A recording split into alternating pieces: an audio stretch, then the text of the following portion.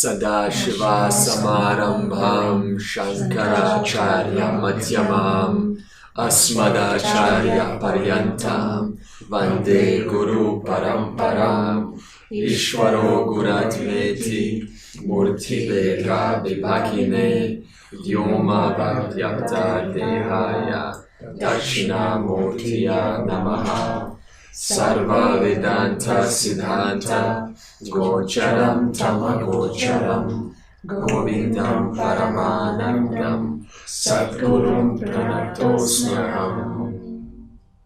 From the first Guru, none other than pure existence consciousness, down to Shankaracharya in the middle, who has brought this knowledge forward, revived it, and my teacher at the end, I prostrate to the Guru-disciple tradition. Ishvara, my Guru, is beyond form and duality, beyond space and body. I bow to Ishvara in the form of Dakshinamurti, that is the one who brings this knowledge, and because of which we are getting to enjoy and learn this. The import of all Vedanta texts is beyond the known and the unknown. It is limitless bliss and unborn light. I worship that reality as my Guru.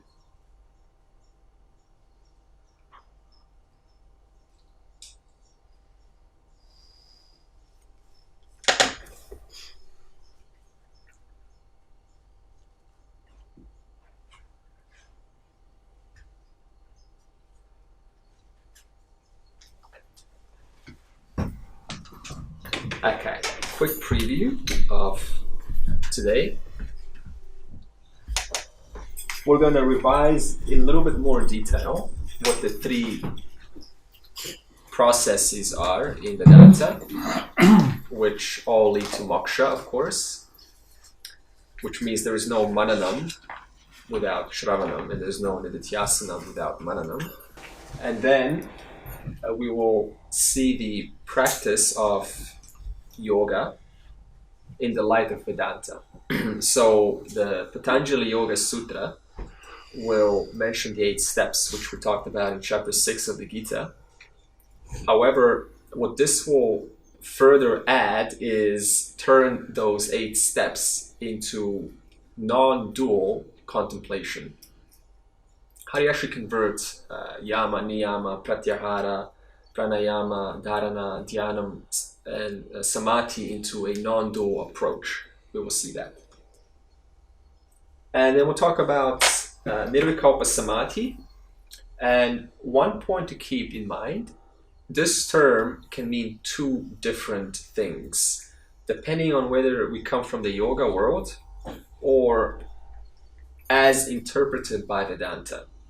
The first interpretation of nirvikalpa samadhi is, as the yoga says, a state of, or literally a state, it's an avastha, without thought. So this state is sustained, and there's a ending to it also. So then the person will return back to this waking state. So this means there's actually another state besides the waking. There's also the dreaming, there's a deep sleep, and we haven't talked about nirvikalpa samadhi state, and that is what this will speak of. And the second definition of nirvikalpa is that's your natural essence. That means you are nirvikalpa, because nir means without, and kalpa means without modification, so without thought. So the self is without any modification, and modification, of course, means thought. So your natural condition, or your essence, is nirvikalpa samadhi. So we will navigate between these 2 definitions as we answer this. And dharma, often we speak about dharma, but we don't ask, what does dharma actually mean? How do we define it? Because I already said some time ago that dharma trumps moksha any day. Otherwise, if someone has or gains aparoksha jnanam, that is direct knowledge, only to the studies and they are lacking dharma, what do you think is going to be the problem with that? There's knowledge, direct knowledge, but that knowledge is relying on who? The person. Now, what if that person doesn't know basic principles like honesty and compassion and humility, empathy, humbleness? They'll drop back into karma. Yeah. So what instantly happens? Intellectual superiority, which means I know because I've heard this before. And we have to be very careful that this does not slowly creep in. That's why I say this is really a lifetime process. Because humility just means that, okay, I may know, but so what? There's nothing special about knowing any of this knowledge.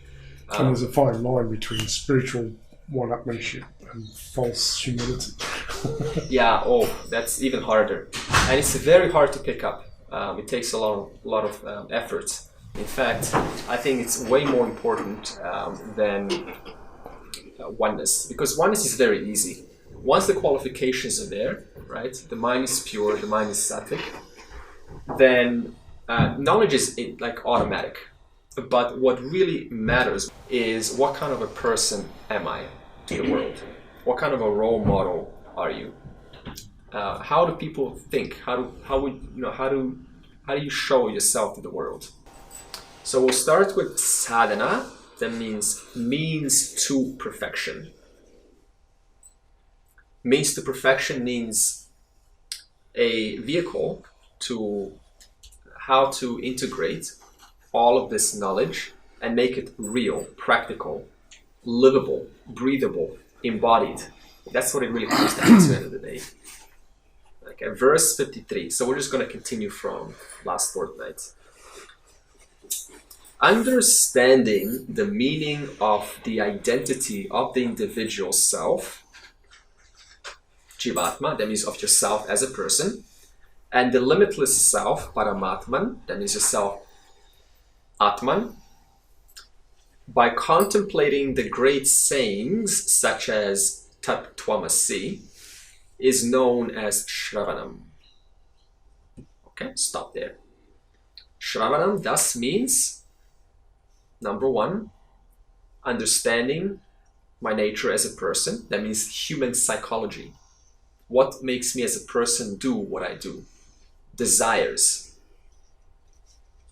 And besides that, which we have a lot of in this world, more importantly is what is the truth of self, of this person, Atman.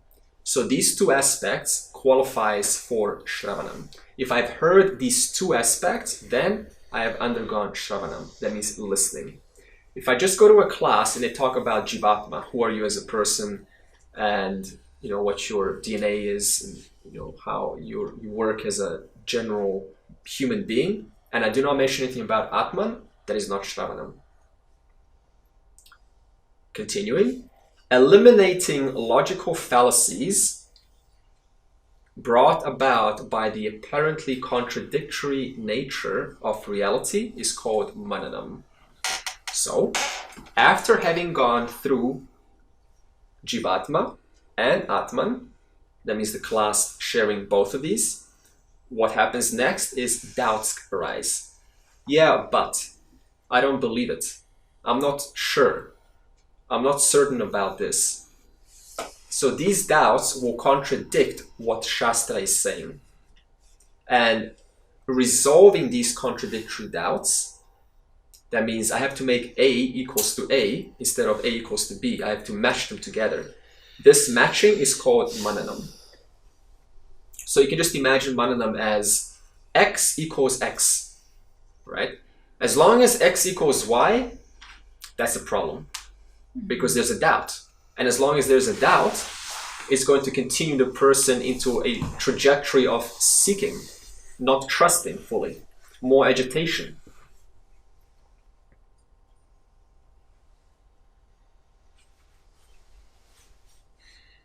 Okay, continuing. So Shravanam represents the acceptance or obtaining of the food of knowledge of the self. So if we offer each other some strawberries, which Lloyd has brought, and we all have a strawberry, that's called Shravanam. I'm accepting, I'm not rejecting. And if Lloyd says they are clean, then, and I trust that, that's also called Shravanam. If I don't trust that, then I have to go into Mananam. I have to see what is it in me that causes me not to trust his word. That's the logic. And Mananam represents the deep reflection or chewing of this spiritual food. Once offered this knowledge, then chewing on it and introspecting, what does this mean in my life? How is this true every day? Mananam. So what's Mananam? Someone describe to me? Summarize it? Yes. I want to hear Cam. Resolving and reflecting On what? the scriptures and doubts and Okay, whose doubts? contradictions. Whose doubts? The individuals. Yeah, own doubts. Hmm. My own doubts. Look at it from different angles. From different angle, yeah. Anything else? Adrian? Mananam?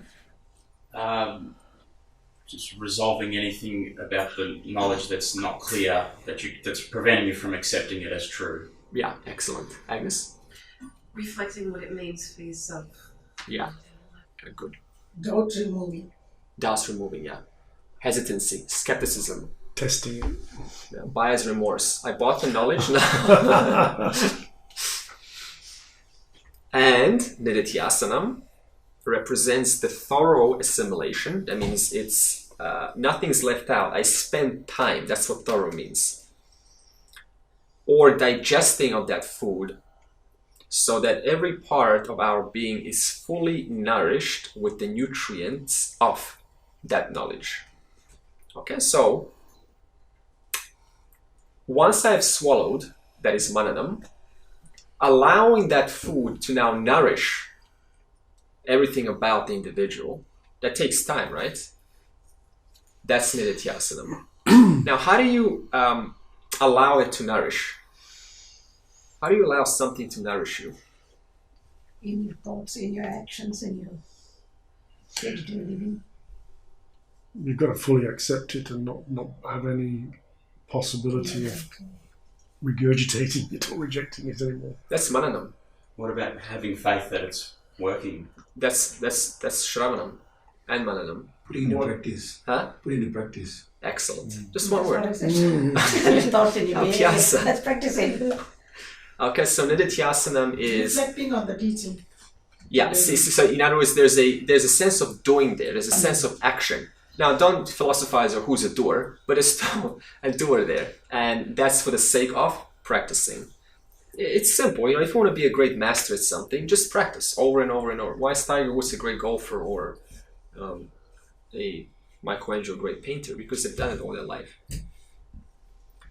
In such a way, every part is fully nourished. Finally, Samadhi, this has come after Nididhyasanam, which is meaning absorbed in the self as the self. Not absorbed in the self. What's the problem with that statement? You're going to ask, who's absorbed in the self? That's why I say absorbed in the self as the self. So there's no one that's absorbed, right? But it's just a way of avoiding Dvaitam. But self-absorbed would be okay, wouldn't it? Because it's the other way around. Yeah, it's another way to say it, self-absorbed. Self-absorbed. Because you say that about people. So it's, Yeah. You're so self-absorbed, you ignore everything else. but it That's depends not what you're referring to as Yeah, self. exactly. If for that for you means true, as there's no one that's absorbed or resolved or dissolved. Because some people can mean it as if you're absorbing your ego. Selfish. You're self-absorbed. Okay, so samadhi represents the sparkling health we enjoy as the result. So samadhi simply means it is true. When? The question doesn't even come up when. It is true. It is so. For whom? That does not even come up. Just like you never ask yourself, am I a man or a woman? It's always true. So that's samadhi. Okay, now a little bit more detail about Shravanam. Okay, so Shravanam just means paying attention. Shravanam itself means hearing from a source. In this way, the guru-disciple relationship forms a warm cocoon in which Shravanam takes place. So just means that suppose, when your mom or dad, when we were small, if we even remember those times, we were sort of, like our dad conversation was telling us something about life. And we were like a little space, right? Just with them. Everything else faded away. Our brother, our sister was not there, but it was just you and your dad, you and your mom. And it's like a nice warm cocoon. So in the same way, Shravanam works in this way, whereby it is not public. That's the first point. Because if something's public, then can a comfort relationship take place? If like you got like 200 people, right? And someone's sitting here, and is that easy to form a relationship like that? No. You can, but it's some people just cannot relate like that. They need sort of like a more warmer, cozy place, smaller. So in the same way, Shravanam is like that. It's a private, a small kind of cocoon. And the reason I put here, I'm not bringing these people down, I just needed an example. Like if you remember Osho's or Muji's, whenever you go into these places, it's like they're over there and you're like at the back and there's like 500 people all the way to the front. And there's a potential feeling of it's public, it's too general. So I cannot quite relate, let alone even go up there because it's so much authority. So Shravanam in this case means something that's more mom and child, dad and daughter, dad and son, or vice versa.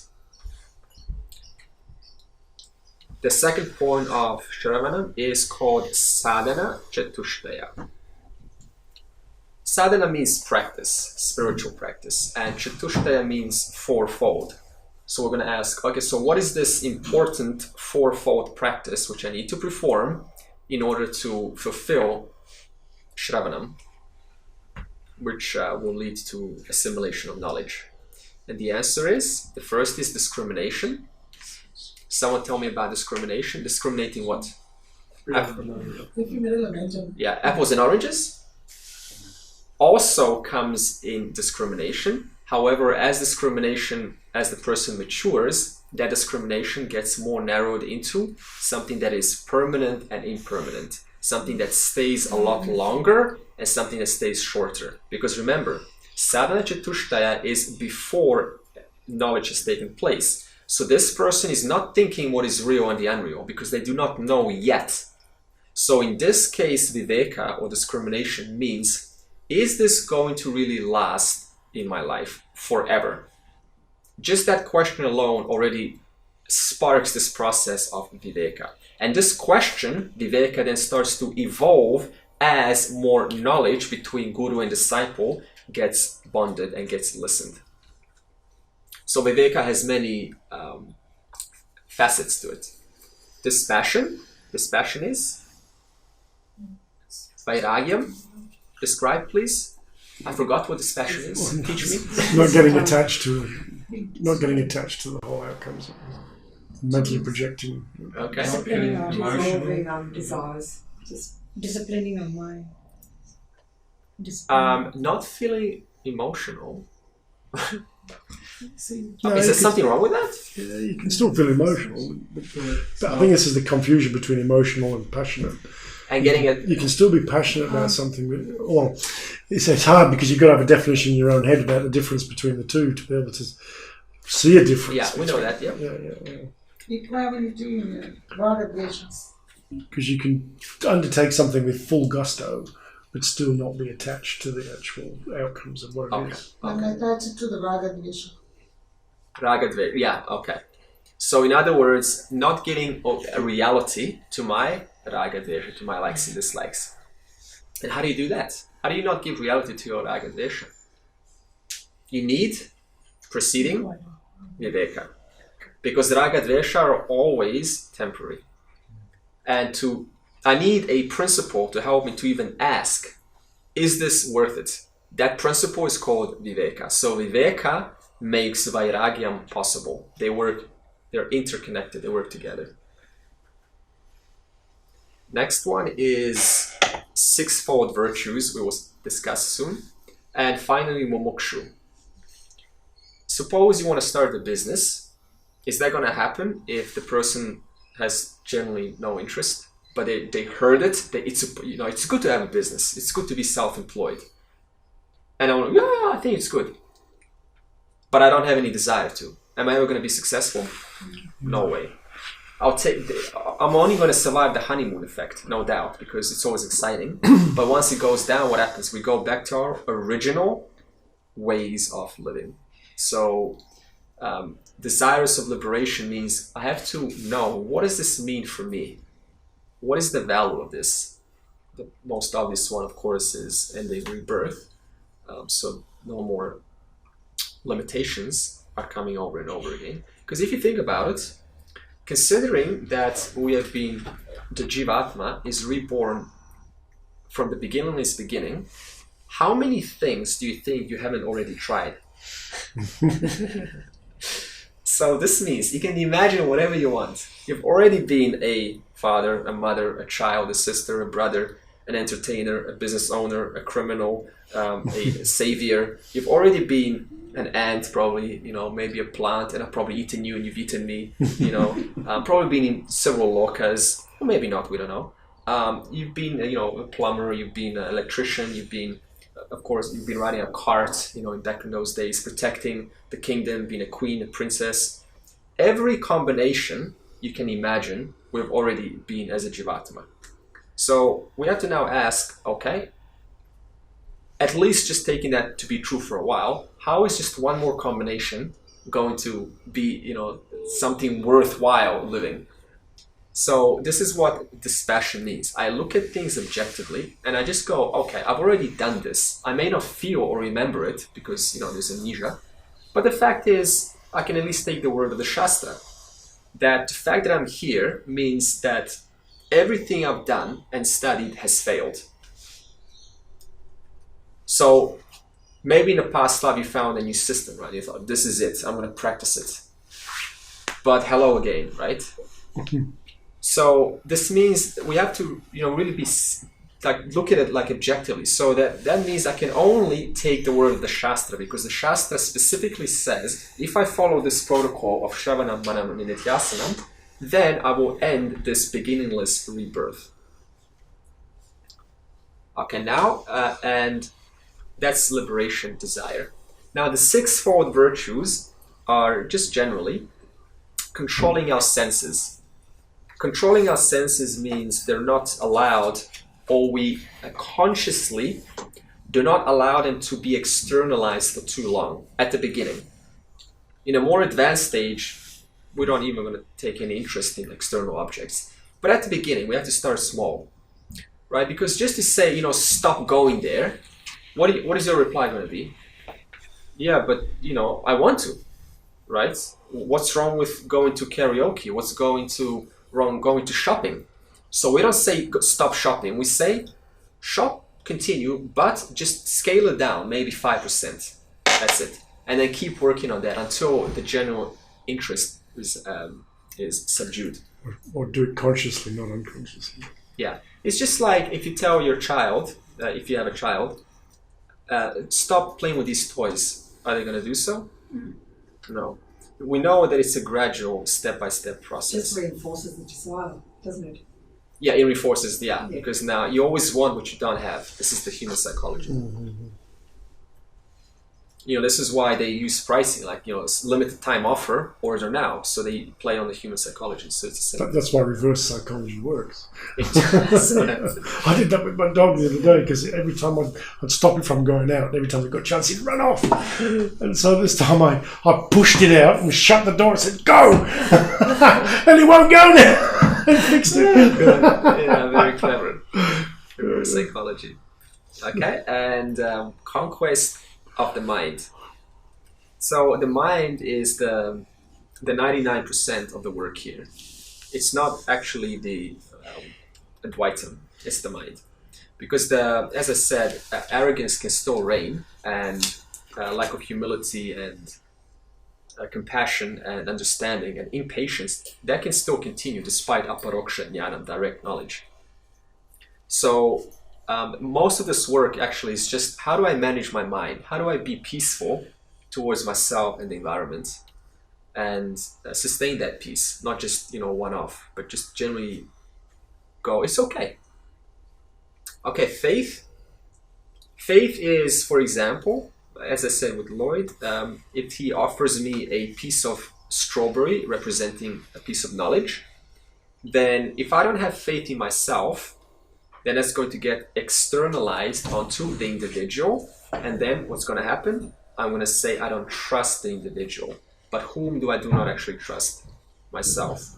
We always reflect to the world what represents in our inner mind. It's never the other person. It only represents my own thoughts about the other person, about another system, about another race or anything. So everything we do reflects our own mind, and for that reason, we can use our behavior as barometer or giveaways or exposure what we need to work on.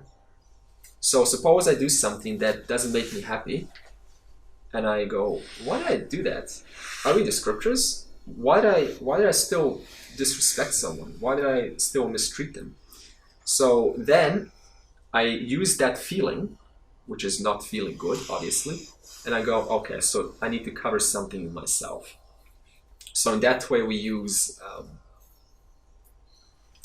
our own blind spots or our own uneducated mind to help us.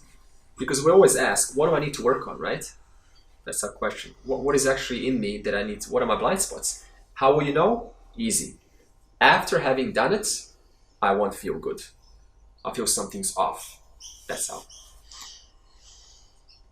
Okay, and one-pointedness of the mind. Has anything ever been done in this world proper, worthwhile pursuing, that was not 100% focused, 100% single-pointed? Can you do, for example, feed your child and do your freelance work and then write a book? Is that possible? You probably can, but the food may not be going into the child's mouth. Women are said to be doing 3-4 tasks at one go. Okay, but the point is, single-pointedness means that all of my work, before saying that, why single-pointed is important? Because our minds is limited. We're not unlimited as a body, mind, intellect. For that reason, the mind cannot afford to invest partiality into different systems. It needs all of its limited power into a single task to actually make something worthwhile of it. It's the same thing with anything. If you think about any successful person in any endeavor, we just see their external appearances and we go, oh, wow. But we don't see the background. And what is the background? They have put single-pointed focus consistently for months and years. In the same way, that has to be applied to sadhana chatushtaya. And what is sadhana chatushtaya? Viveka, vairagyam, sixfold virtues, and moksha. Next.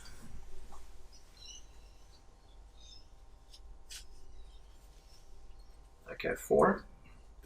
Shravanam also involves the Panchakosha Viveka. We spoke about the distinction of the 5 sheets.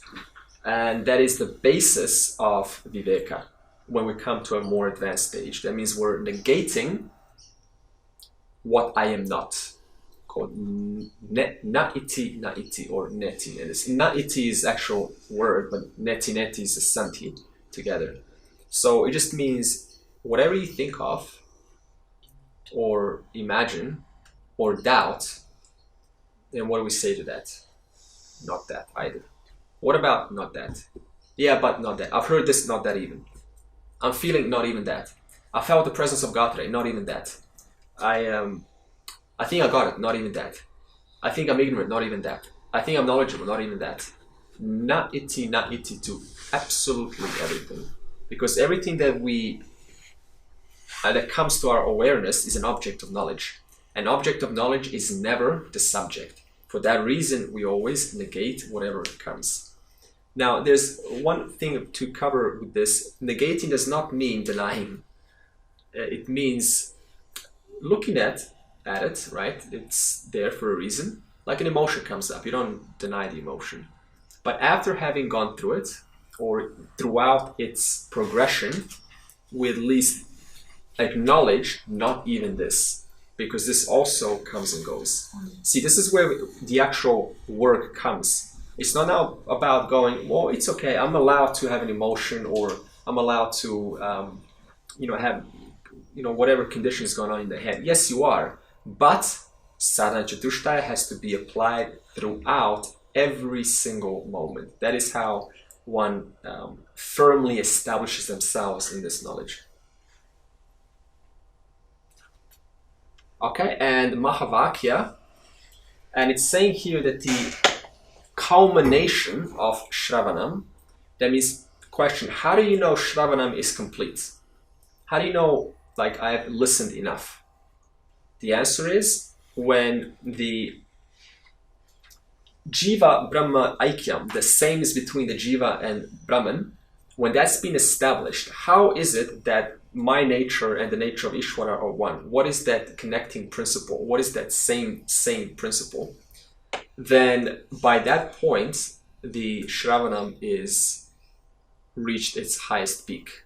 It doesn't mean I'll stop listening. It just means that you've reached the highest stage of Shravanam. Because, why do I say highest? We don't say Mahavakyas at the start. We only say that at the end. So once we've used the example of, let's say, the clay in the pot, the sameness that they all share, only then we will bring the Mahavakya to see how it's actually just one substance alone. Okay? Mananam next.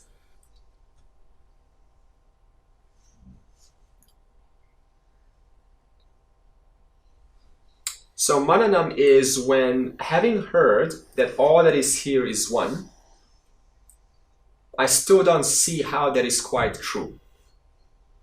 Okay, if everything is one, then why so many differences? Right, so that's a doubt.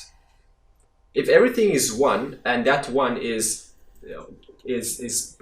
Ananda, then why do I still feel not Ananda?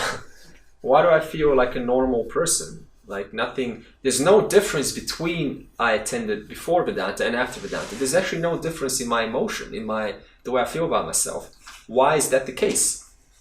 You're supposed to answer that. I shall ask you, why is that the case? Before Vedanta and after Vedanta, nothing really changes.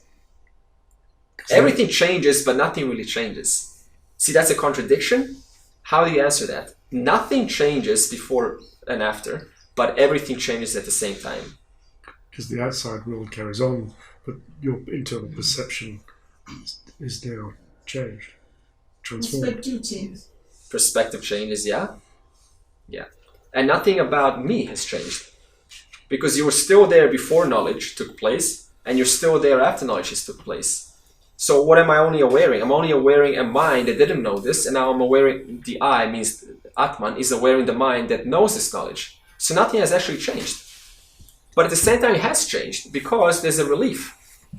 Now, we're not taking things so seriously. Why? Because the perception has been shifted from this limited individual to knowledge of the limitless?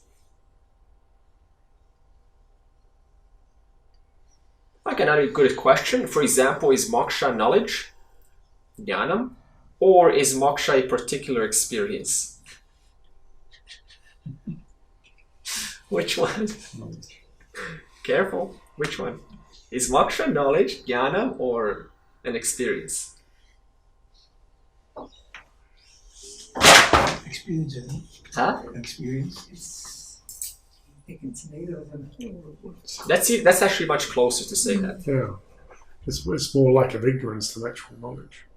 Does your knowledge of how to drive a car, does that knowledge contradict the experience of having that knowledge, of owning that knowledge? Okay, another You're question. free from the experience. You're not part of moksha is Okay. So apart from real No, nature. no, no. Huh? Moksha is real nature. You Yeah. will not experience it. it's just being. It's just Okay, but does the knowledge of yourself contradict experience of yourself? No, because you're always experiencing yourself. Yeah, you see that? You're never not experiencing yourself. And who is that self? I am. And I know that. So knowledge of myself does not contradict experience of myself. So is moksha a knowledge or a particular experience? It's both together. The answer is they don't contradict each other. Your knowledge of this pot, I say pot. Right now you have cognized pot. Does this pot knowledge contradict your experience of that knowledge of the pot? Knowledge, experience never contradict each other. So that's the answer. And the yellow one, mananam is also the elimination of logical fallacies. We understand that. Owning to, why? Because other systems present, like yoga, Buddhism, Neo-Advaita, New Agers, and others who believe that moksha can be brought about as a result of action. That's a common misinterpretation, that I can do something to liberate myself. What's the problem if I think like this? I can do something for liberation. I need to apply an action to get liberated. You outside. The are action is outside. already When it's already liberated. there. Yeah, you are, that's correct. So if I need to apply an action for liberation, now I first have to define what is liberation, It right? has an end. Huh? It has an end. Well, that's meaning you're not already liberated. Yeah, you're not already, and who is that that's not already liberated? Atman. And what is Atman? Consciousness. So the mere attempt of trying to liberate, I'm conscious of that attempt. But now I am trying to be liberated, which means I'm trying to what? Grasp consciousness, because of which I am aware that I'm trying to grasp consciousness. In other words, consciousness never leaves. It's always present. So I can't do anything to gain consciousness because I'm always conscious. Okay, understand? Okay.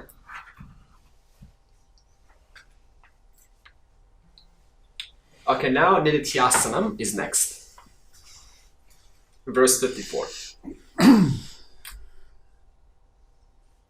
So as a result of Shravanam and Mananam, the mind develops a firm and undoubted conviction. That means it is so. And this mind then dwells constantly on the ascertained self. Now this word constantly, that's the highlight. It dwells non-stop. And that non-stop is what we call Nididhyasanam. Thus Nididhyasanam, unbroken contemplation on the self as the self. Now what's the difference between that and Mananam? Mananam was broken. Once in a while it came, so I needed to inquire, how is this true? What makes this true? How is this so? But as a result of doing that over and over again, then there's a constant presence as self without anything other than the self. So this is called firm knowledge. Now, how do you turn something from a segment to constant? How do you do that conversion process from occasional to constant? Practice. And what is Nidhyasana? Practice. Just recently, I've been coming to that exactly that process whereby you get that feeling like you've got it, and every time I got that feeling that I got it, and it's almost straight away afterwards you'd realise you haven't got it. There's something completely not there, and then I came to a point where I could only get to the verge of accepting the fact that I could only ever get to the verge of getting it. You'll never actually get it. Yeah. Because it's limitless. So you can't. If you feel you've got it, then you've put limits around something, and so therefore you haven't got it. So if you get to the point where you'll feel you're getting it, that's as good as you're ever going to get. Yeah, you can't ever get yourself because you're the subject. Anything you get is the object. Right? So it's simple. And that means whatever I get or don't get is irrelevant. Right? That's still known to me. So this is what we mean. I need to own up that I can never get it nor non get it. I don't need to do anything. Only just own up to what is already true right now, and that is I'm aware of the mind trying to get it or not get it. And it's not going to probably stop. I actually will stop, but after some time it's going to calm down, because that's when the mind just gives up. Like, what's the point? No matter how much I think try. that's the point. That's how you actually get yourself to calm down, because it's always a contradiction, and you just get sick of this backwards and forwards in contradiction. Got it? No, I haven't got it. Got it? No, I haven't got it.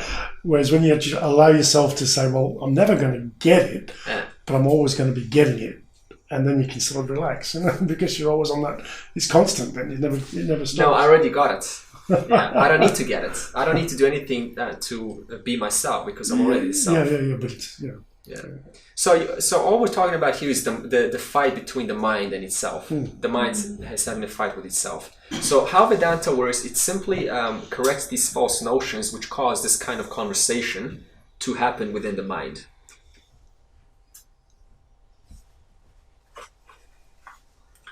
Okay.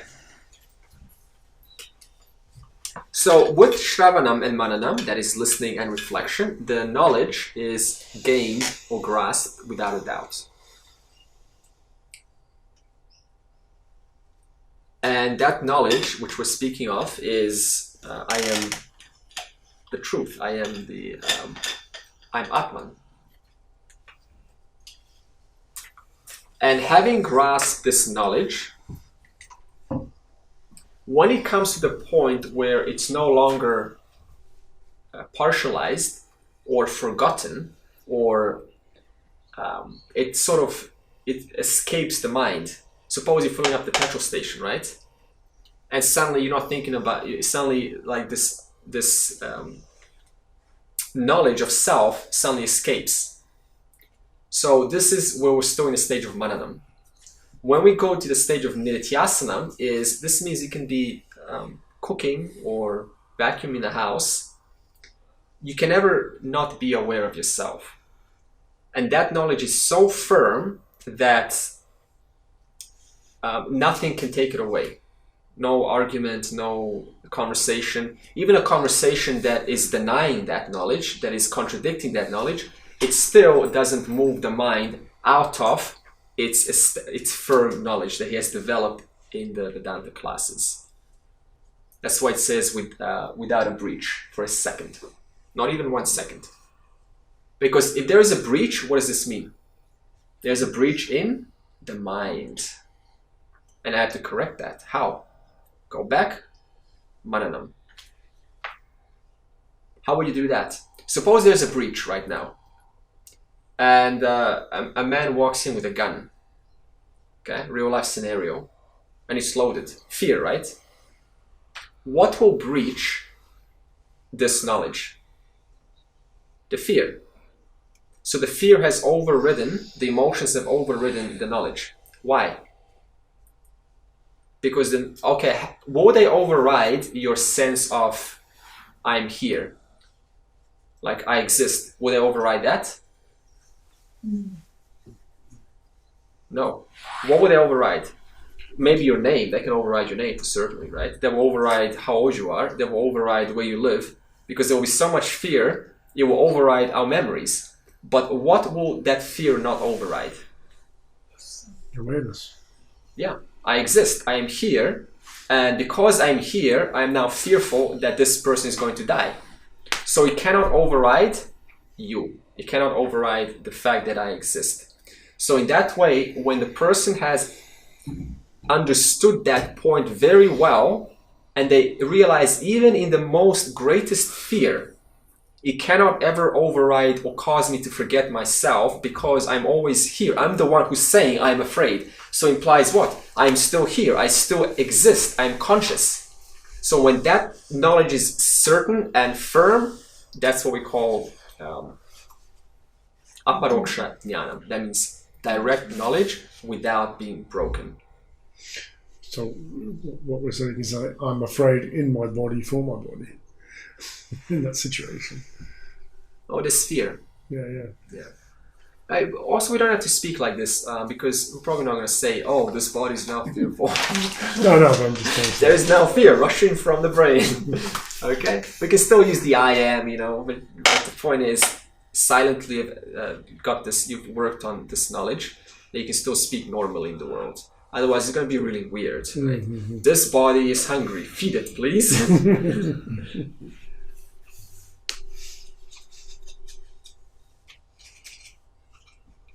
That's why it says here, when Paramatma, that means Atman, when that alone is in and through every expression, including fear, then we call that one-pointed perception. And how do you develop one-pointed perception?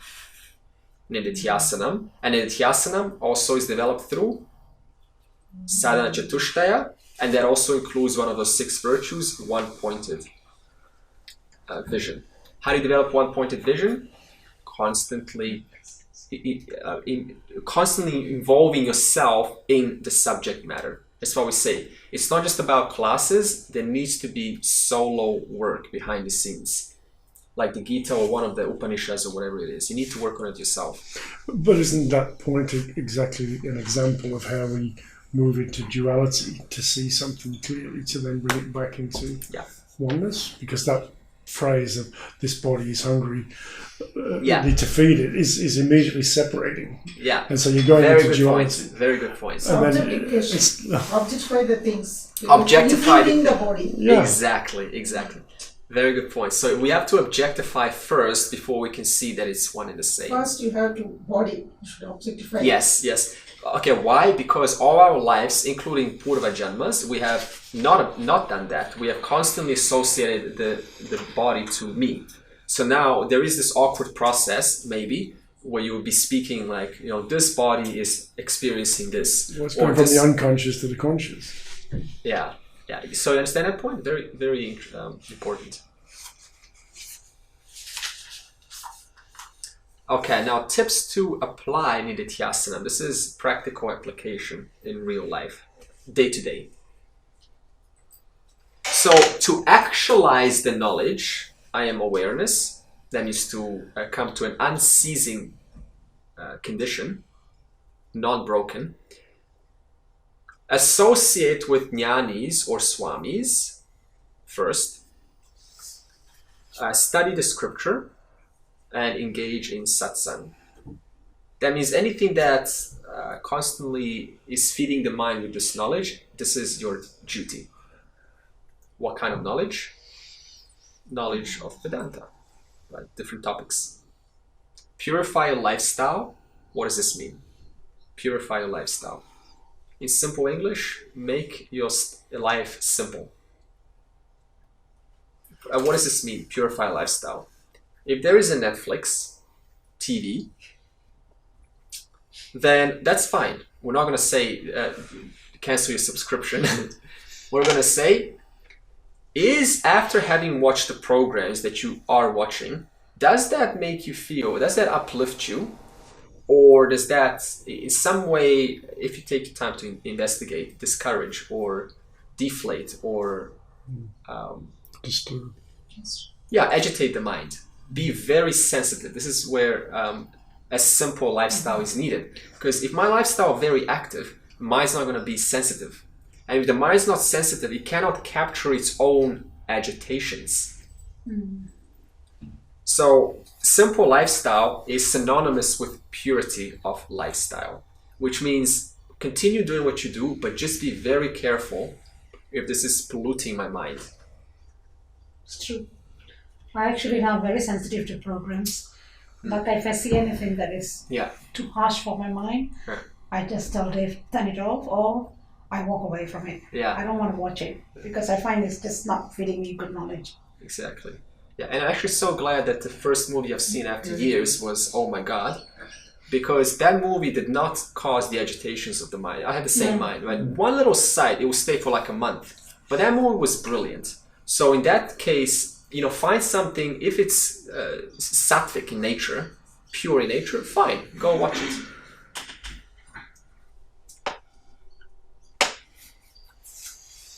Okay. And also, Nididhyasanam is not for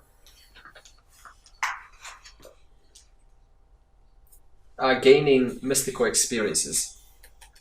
So we're not looking to feel liberated. We're not looking to sense ourselves as limitless. So if a person ever says, okay, I've got this knowledge, but I feel like I've always felt. There's no change in my psychology, in my physiology. That doesn't matter. What is it supposed to be doing? Viveka, discrimination. This condition is known to whom? To the subject. Na iti, not this, not this, not this. So also, suppose that you read a book or go to a place somewhere, and these yogis, they will probably instill this kind of vision, and you're probably going to be thinking, wow, there is some kind of a state. It's common. If you've been in the spiritual world, I've certainly seen this a lot. Then we will believe that I'm supposed to be in that state. And if I'm not, then I'm not as great as they are. Don't fall for this. This is all just appearances on the outside. And it is not a thought-free state. What this means, another point, is we think after, like moksha, right? It is. Okay, so moksha means what? No thoughts. Yeah. Okay, we're smart enough to know that. Why no thoughts? Why is this a wrong notion to say you're not supposed to have any thoughts in moksha? Because it's impossible. Yeah, why? Thoughts are just going to come out. Because they're still You're not the thoughts. Yeah, you're still the panchakosha. There's still panchakosha available. So the mind's still gonna fire electrical impulses. And you're not trying to pay attention to the space between the thoughts. Because this is a preliminary practice. There is validity to this practice, by the way. Like, what is that space between the thoughts? But there's a lot of action there. So after that action has been meditated upon for however long you feel attracted, then drop that. Because to keep going on, in whose presence is this silence in? Right? There's still a doer who's doing that inquiry. So even that doing has to be released. But as Aruna beautifully said, I can't do that unless I first separate it through doing. And then having done that, then I can drop even the doing of separating.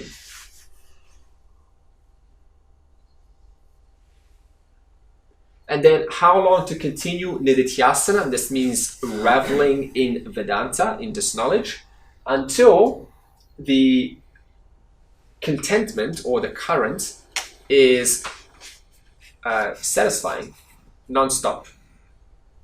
So what does this mean? How can we quantify this non-stop contentment? How would you like, what is non-stop contentment? Sanchidananda. It's a vague word to say Ananda now, because it's such a huge word. No dissatisfaction. Is it acceptance? Yeah, okay, much closer. How do you accept something? What has to go on? It's not been attached to happiness nor sorrow. Yeah. Nothing. Non-attachment to the opposites. Yeah. Non-attachment to either of them. Yeah. brings a state of contentment. Yeah, good. That comes with acceptance. Nothing's supposed to happen. And whatever happens, it's irrelevant. Right? So let whatever happens be, because that's a different order of reality called mitya. And I don't control that, because there's karma still operating. The person's still involved in the world. The person's still doing, still eating, still talking, still going to friends. So what? Let the person do that. As Krishna said in chapter 2, I think, you can never not do. Right? Because Arjuna wanted to run away from the field and just sit, in the caves and meditate. And Krishna said, you can't do that, because even if you go in the caves, you're still doing something. So you might as well just continue doing your duties, which is what makes the person happy anyway. As soon as we get out of our duties, that's what makes us actually unhappy. Okay. Nididhyasanam complete.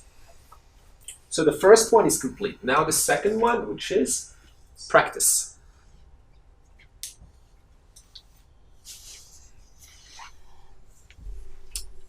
Okay, what have we done so far? We have done just a quick revision. So Shravanam is gaining or being exposed to the means of knowledge. Means of knowledge means the system which provides the knowledge. And Mananam is removing doubt regarding the object of knowledge or the object of knowing. So what are we trying to know? We're trying to know what is the Jiva Brahman Aikyam, right? So that's an object of knowledge. What is this? How is this? Everything is the same. So that's an object. Now there's going to be doubts regarding that vision, and I have to remove doubts pertaining to that vision. Thus, Mananam takes care of that problem. And Nididhyasanam is unbroken or uninterrupted. As Dave said, that comes through practice. That's being firm in knowledge, isn't it? That's what? Being firm in knowledge. Very firm in knowledge. Just like you're firm with your doubt. name. There's just no question of doubt. No question of doubt. Yeah. No. Just okay with it. Yeah. And even if a doubt arises, you're just your mind's at a place where you can just let it go, because it knows it's just a doubt. So what? That's the nature of the mind. It's a doubting mechanism. Let it go. It's not going to change you in any way. Okay. Now we will we'll just learn a little bit about, this comes from Aparoksha Anubhuti. Aparoksha means direct, Anubhuti means, the common word is experience, but there's another word for it. We'll just leave it experience now. So, in other words, it's a book that reveals the direct knowledge of the self. And this book will now convert the Ashtanga Yoga into a non-dual approach. Now, Ashtanga Yoga, just a quick revision, we talked about chapter 6, Yamaha, Niyamaha, Pratyahara, Pranayama, Dharana, Dhyanam, and Samadhi. Okay? We're not going to obviously explain it, go back and read it yourself. But this is going to convert those steps into a Vedantic approach. And before we do, just another point that is worth mentioning. You may probably be attracted, if you are, to the Buddhist Eightfold Path. Right? It's a very popular system today. But all you have to understand about this, it's another system that is borrowed or that resembles the Ashtanga Yoga, which we have already learned about. So there's nothing special about these systems that are out there. They're all coming really from the same source, and they're just modified in a different way.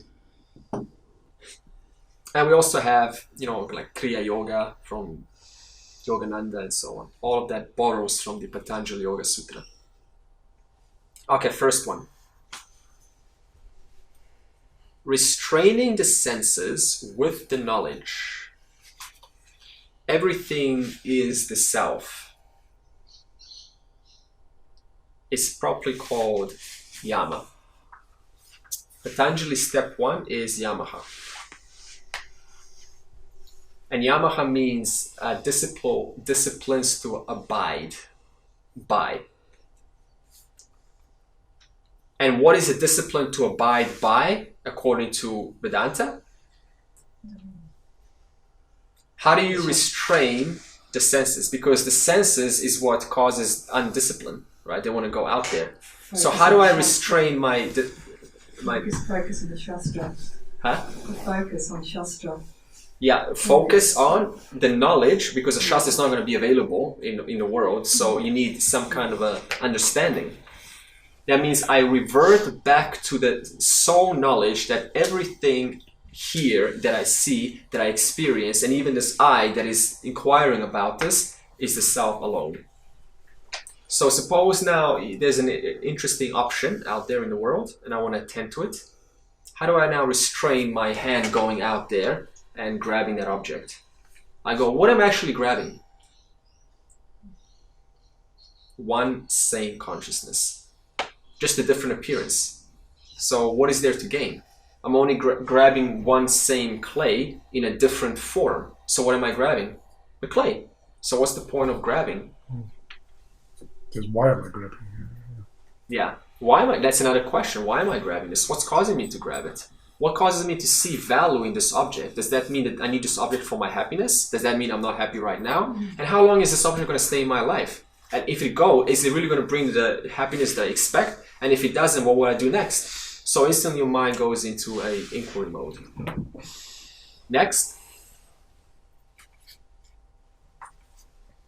The continuous flow of the self-thought to the exclusion of all others is called niyama. This is another discipline. Okay.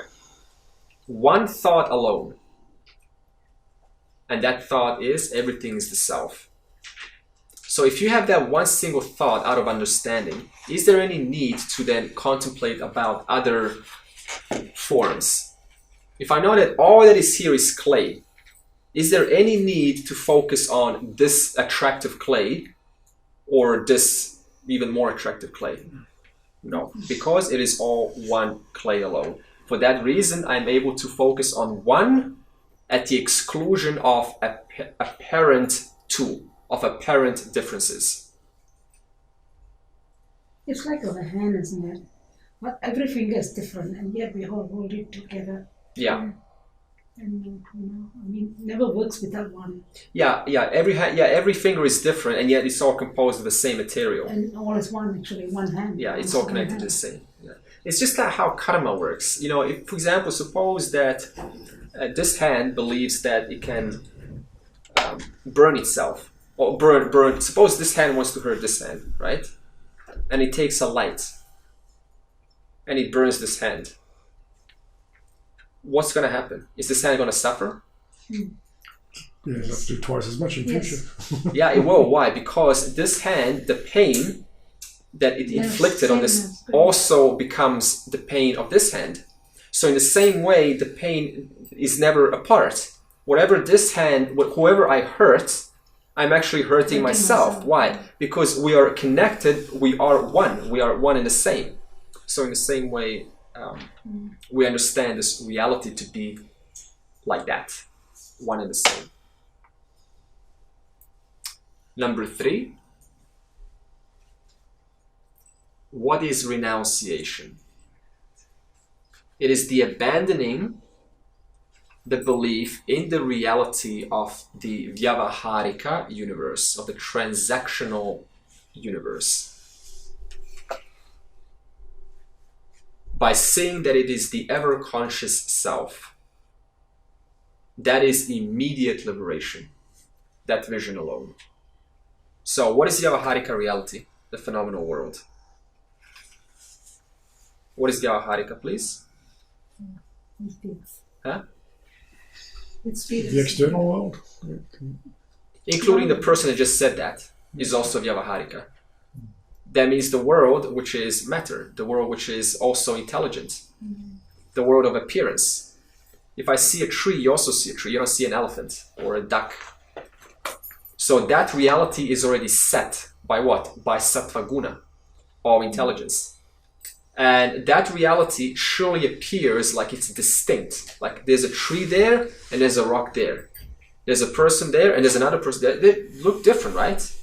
But what does this say? To truly renounce this world, which is of the one same substance, means that I abandon the belief that this world which I observe of appearance is other than the ever-conscious self. So I let go of this idea of difference by understanding that it is all self, all consciousness, all Brahman. Number 4. Known only to sages, the innate silence is that from which speech and the mind rebound. Rebound means it returns to its former condition, silence. Observing silence by restraining speech is recommended for those who do not know who they are. Okay, what is silence that is being spoken of here? Okay, just a simple example. This is called, okay, this silence that we just hear now, that's called Vyavaharika silence, okay? But we'll just use Vyavaharika as an example. So if I go like this, where did that sound go back to? Into silence. Now, it went into what? The Vyavaharika silence. Who is aware of the Vyavaharika silence? I am. I am self. So in that same way, the person who is not quite sure or wants to sadhana to practice at spare time or busy times, all they have to do is, after finish speaking,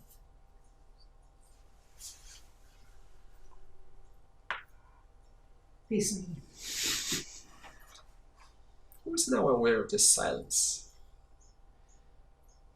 You understand? Yeah. Like that. So that's a practice we can do all the time. Aware of silence. I do that most of the time. The cup. Aware of the silence after Going you've to silence. spoken. We have that.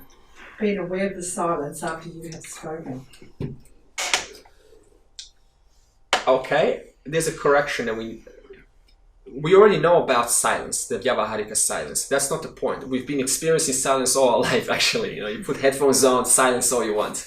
The duty is to turn the attention on the principle because of which the silence is known. Okay? So even car silence, right? Even if you're like driving, getting here, and there's nothing to say, like you're not speaking, that's not the point. That's Vyavaharika silence. We want to know, The awareness of the silence. turn the attention on the knower of the silence. That's the practice. Not this silence now. But how do I know this is silence now? Because you're continuously aware through Yeah. it. That's the point. Okay. Being aware of the silence. Yeah, Just- and just even being aware of the being fact that you said, aware yeah, that you are in a state of silence, yeah. right? Yeah, except you're not being, you just are already aware. It's a kind of, we're already speaking the same language, it's just a language problem. Yeah. The true posture is a spontaneous and continuous meditation on the self and not on worldly objects, which destroy one's happiness. So every human being is desirous of happiness. And yet every human being is meditating on worldly experiences, worldly objects. But now it says, don't meditate on that because that's what destroys happiness. So what do? I change my focus onto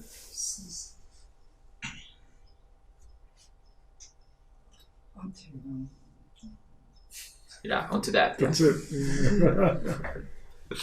Okay. Number 5. The true posture is a spontaneous... Well, read that. Number 7. That limitless awareness the awarer of the silence, in which all the existence is rooted, should be the basis of a yogi's or yogini's restraint of mind. So, rephrasing, how do I restrain this naughty mind that likes to go in directions every once in a while? Answer?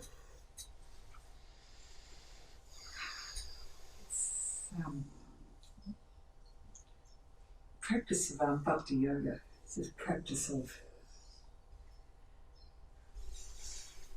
it's awareness of God, awareness. What was the question again? No, it doesn't matter. It's just at least it's worth contemplating. Well, witness the thoughts and inquire why the thought is going there. What is it that you're deriving knowledge from that?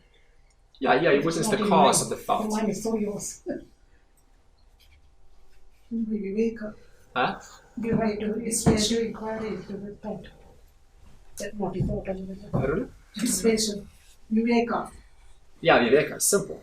You still keep applying Viveka. So in other words, the limitless awareness, how do I know it's limitless awareness? By Viveka, object-subject, in which all existence is rooted.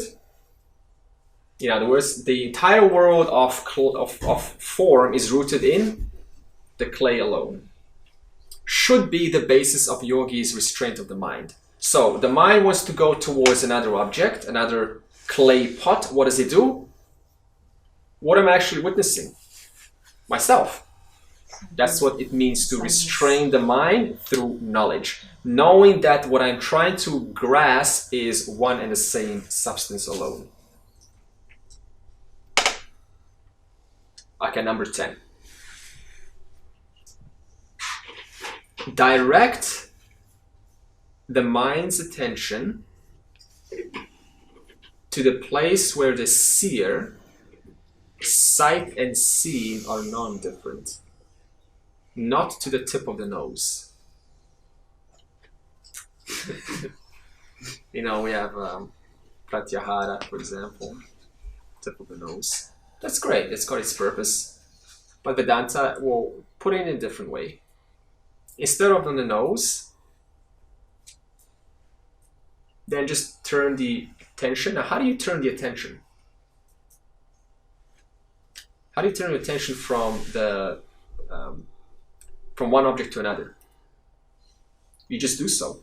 Thinking. But in order to do so, I have to know what is it that I'm turning my attention on. That's why we go through Shravana. That's why you have to have firm knowledge of the self before I can turn my attention on the self. Single-pointed.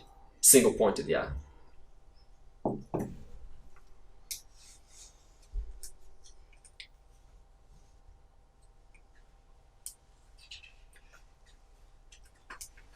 Okay, pranayama, next one. This is the usual way is breathing, alternating breath and controlling the breath. Is the restraint of modifications of the mind. So we are restraining thoughts in the mind, number one. And this is brought about understanding that the mind is the self alone. So what is this doing? It's actually a method not to get caught up in one's thoughts. Why? Because the thought itself is nothing but also the clay. But how do we get caught up in our thoughts? Suppose there's an argument. Why do we actually feel the strength of that emotion so strongly? Because we're giving it reality. Yeah, because we believe it is apart from me. So if I now start, if I want to get rid of it, right? I want to solve it. Now, why would I want to get rid of myself? Right? Why would I want to get rid of the one same content that underlies the entire existence? So all we do now is we take some time to investigate. But what am I trying to get rid of? A thought. What is a thought made out of? Matter. Lower nature, apara prakriti. And that lower nature is inherent in the higher nature, para prakriti. So you're inquiring into the very thought that is bugging, that is agitating, or a thought that is making the person happy. And the point of this inquiry is to arrive to the vision that all that is here is one. Okay, 12.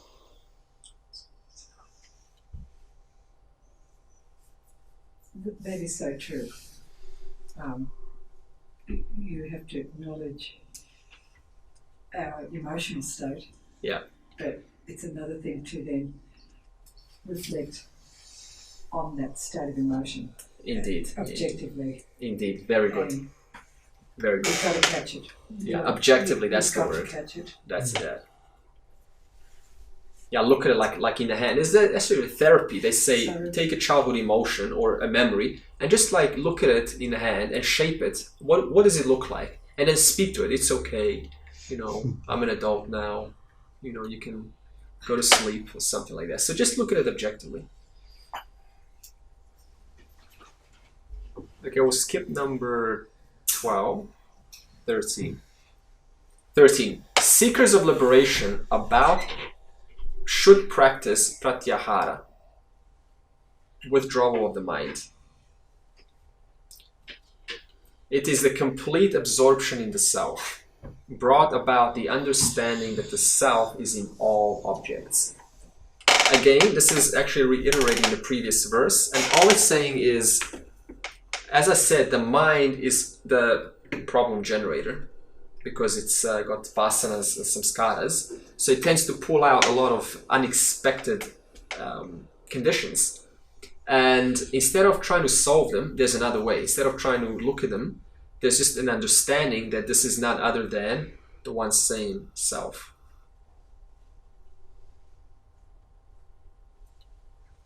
Okay, why do you do that? Because before I looked at it as a problem, now I look at it as sameness, oneness.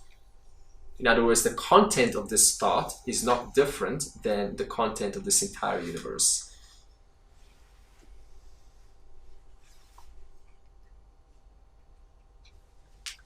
Okay, 14. Concentration is the steady mind brought about by the realization of the self in every thought. So what is true concentration according to Vedanta? It is when, having practiced concentrating or focusing the mind on the self, doing that over and over again, it then ends up being a normal, everyday, moment-to-moment thought. What is your most consistent thought? I am. That's another thought. But that I am is uneducated because no one's ever told it what this I am actually means. So what does Vedanta do? It redirects and it re-educates the I am, and it says this I am is not referring to your body, mind, intellect, it is referring to Atman. So what did I say? What's the most consistent thought? I am. So if we re-educate the I am, since the most consistent thought is the I am, what happens? Then the I is constantly in the right place. It's not the most consistent thought, it's the most consistent basis for every thought. So it's underlying every thought. I am is a thought. Because you don't I'm tired. yeah. It's a vritti. It's a thought. Because thought is what? An object known to the self. I am. Now when we say I am, that can include the subtle body, that can include the gross body, but that's still an object known to me. So all this means it is either subject and is an object. And I am is also another object.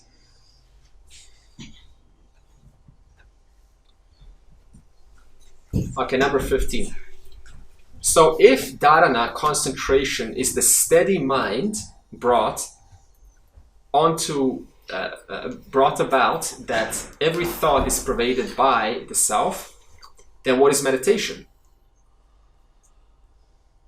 It is the independence from objects brought about by complete confidence in the thought, I am limitless awareness. Okay, independence from objects. So this does not mean I am independent at the body, mind, intellect level. It just means that I am independent. Nothing can validate my existence. Nothing can make me more than or less than I already am. And because nothing can touch the self, then that brings about, as it says here, complete confidence. In other words, confidence that I thought I needed things to validate me, but now the I am thought is shifted to the right place, in quotes, and whatever is present is only giving a benefit to the body, mind, intellect. It's not giving benefit to me. That's the self. So for this reason, confidence is increased. Why? Because before, what is lack of confidence? Neediness. I need things. I need things to validate me. I need someone to love me. I need someone to talk to me. I need someone to acknowledge me. I need someone to say that I'm great. I need someone that looks at and respects me. Is this going to create confidence? No way. So what does independence from objects mean? You can say all of that. What does it have to do with awareness? You cannot say all of that. What does it have to do anything with awareness? The one same Atman that I am, you also are. You're only speaking to the body, mind, intellect level, to the Vyavaharika transactional reality. Okay? Number 16. Samadhi is also known as self-knowledge. That's what we call nirvikalpa, can also refer to the self, unceasing. It is the non-attachment to thought brought about by complete, underline the word complete, identification with the thought, I am self, I am limitless awareness. So samadhi is referring to ajnani, basically, where the thoughts, see, I am the self, that's easy. But what we're talking about is unbroken, unceasing knowledge that I am the self, I am awareness, despite fear, like the tiger or some animal or some fear coming in. And as a result of strong self-knowledge, that means working on it over and over again, that means interested in this, what does that do? It creates a state of non-attachment to the world. Why? Because the world has nothing to give me. The world cannot validate the self. It cannot make you more lovable, more special, more great, because the self is always independent of everything. You're independent. What I mean by you? Awareness. Yeah? No, discretion.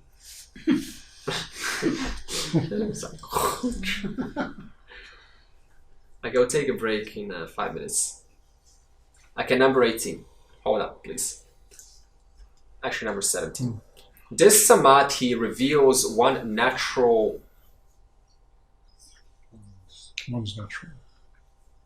essence, which arises spontaneously as one clings to the thought, I am limitless awareness. Okay, I like this word clings, that's very good. So that means I hold on to the knowledge. What does this mean? Who is the I that hold on? The mind, the intellect. The intellect holds on long enough until it is spontaneous and no longer has to be practiced over and over again. And this bliss word, the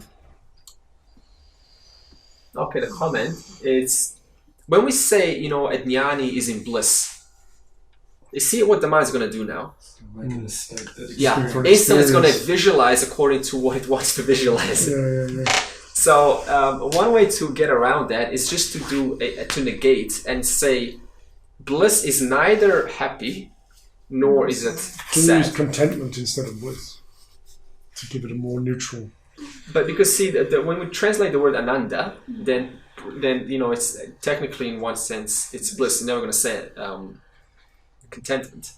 So to get around this problem, then we just say it's neither happy, neither is it sad. It's neither blissful nor is it miserable. It's neither up nor is it down. Free of all of that. So when I say bliss from now on, what are you thinking? So bliss to the ahankara is an excitement state. Free of all. That's the aharika bliss. We're talking about the aharika No, bliss. no. So that's what I'm saying. Where the definition of the word bliss gets confused again, because there's the ahankara bliss, and then there's the bliss of self. You know? Yeah, it's actually Anandamaya Kosha bliss Yeah. that floods the ahankara with the bliss. Bliss can, But that bliss without of... the right knowledge, Huh? bliss can be something you strive towards.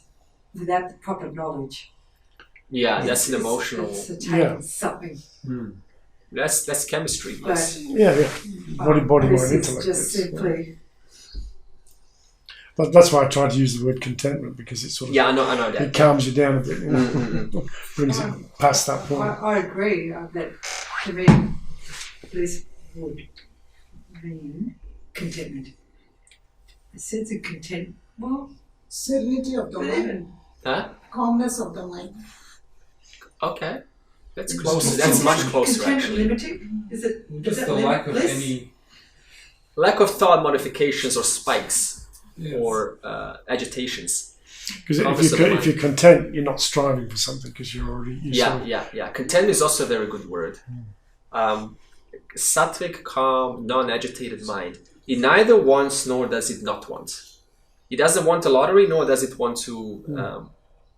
It's just not what's what the there when you take everything else away. Yeah. Because think about it, even to be happy, like, who can remain happy for more than 20 minutes? Like, extremely happy. Impossible. Did you ever notice that if you have like a big smile because something's so Painful. funny, it's like your face starts to hurt. You just want to go back to a calm state. So even that becomes an agitating process. So every Vyavaharika bliss turns as an equal opposite, which is sorrow. So that is not the bliss that this is referring to. That's why we say it's neither this nor that. Neti, neti. Is it just the isness of everything? It's the isness, yeah. Yeah, it is. It is so.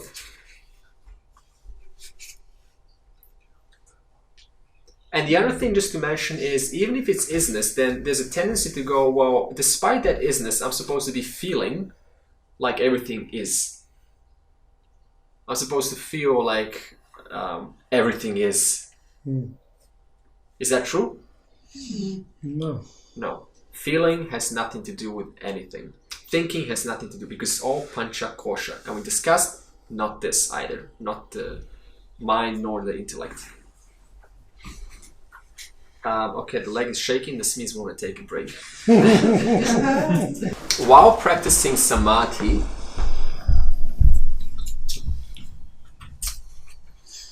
many unavoidable obstacles happen. For example, lack of inquiry, which means we don't inquire as much as we should because we're distracted. There's idleness, that means just a blank mind without any thoughts in particular. Is a blank mind useful in meditation? Might be better. It might be one step better than a disturbed mind, but Yeah, it's good. It's better, one step better than a disturbed mind. But is there? Suppose you have a blank mind for a long time, no. right? So what? But what is in the world of yoga? Usually, the samadhi is associated. The culmination is blank, thoughtless mind. That's the goal. But in Vedanta, we say that is actually a useful mind, no doubt. But if you just have a useful mind and it's not put into proper use, that is to apply viveka, vairagyam, that is to discern the real from the unreal, then what use is that qualified mind? Nothing. That is like throwing away a perfectly healthy instrument, just putting it aside.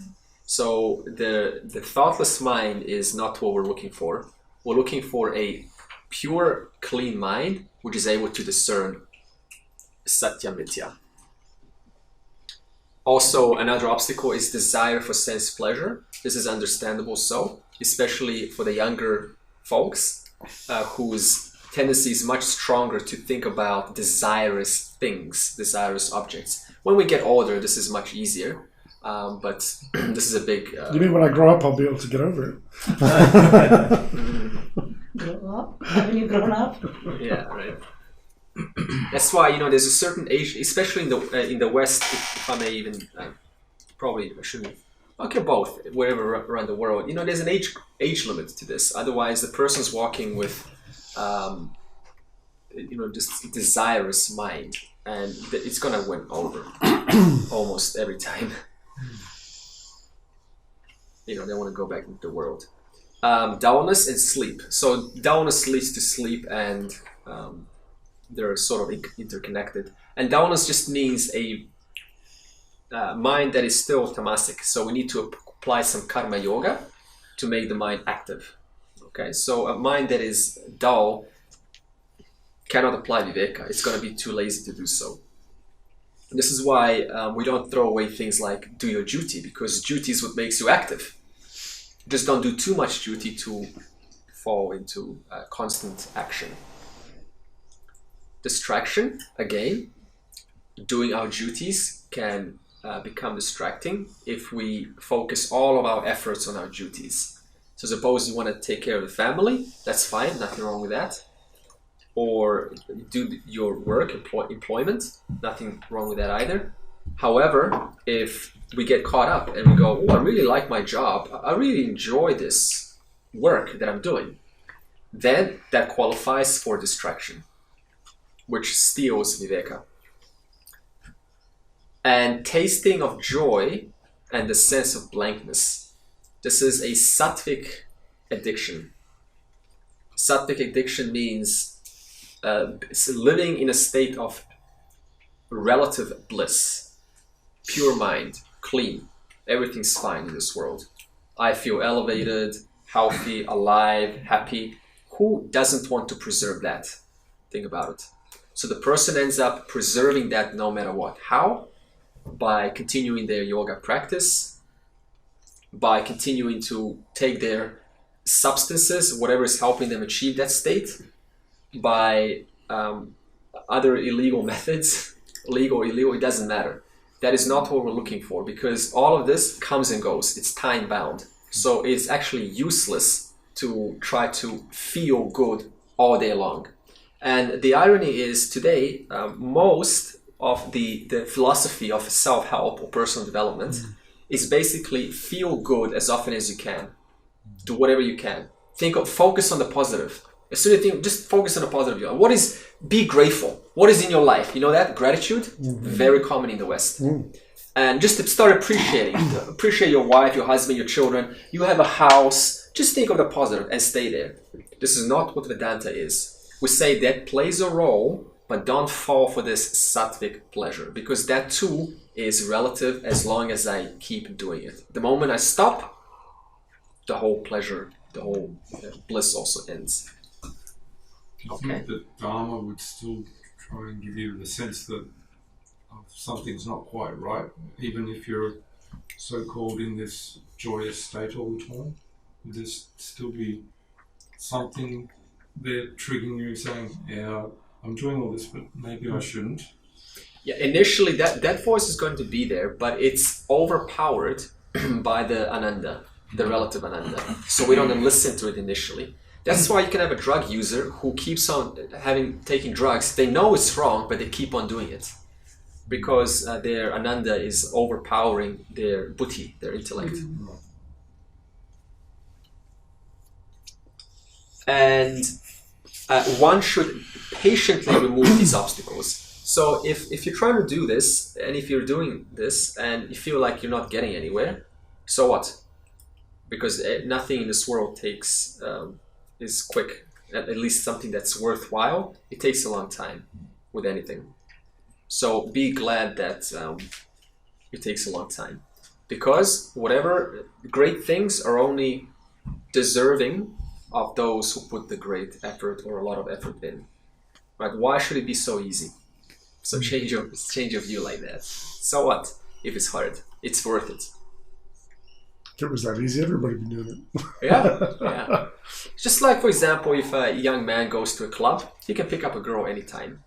But she's extremely untargeted.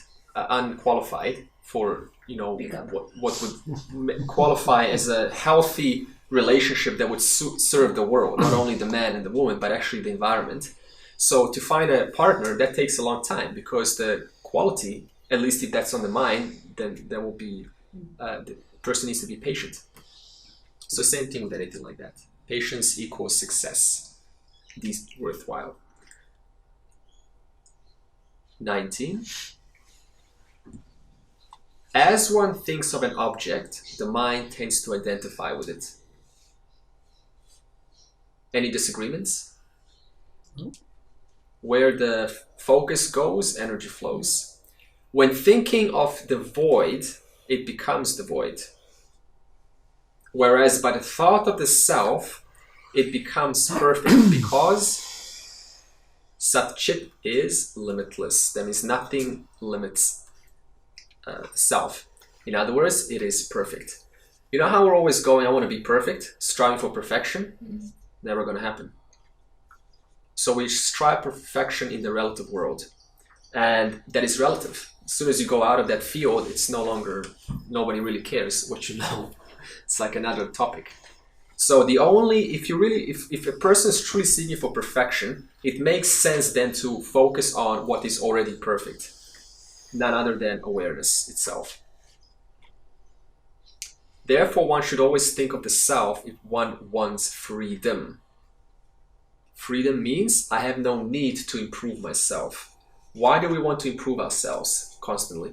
Because we think we are not perfect. So to attain a closer possibility towards perfection, then the conclusion is I'm going to then do something to improve or amplify the capacity of this intellect.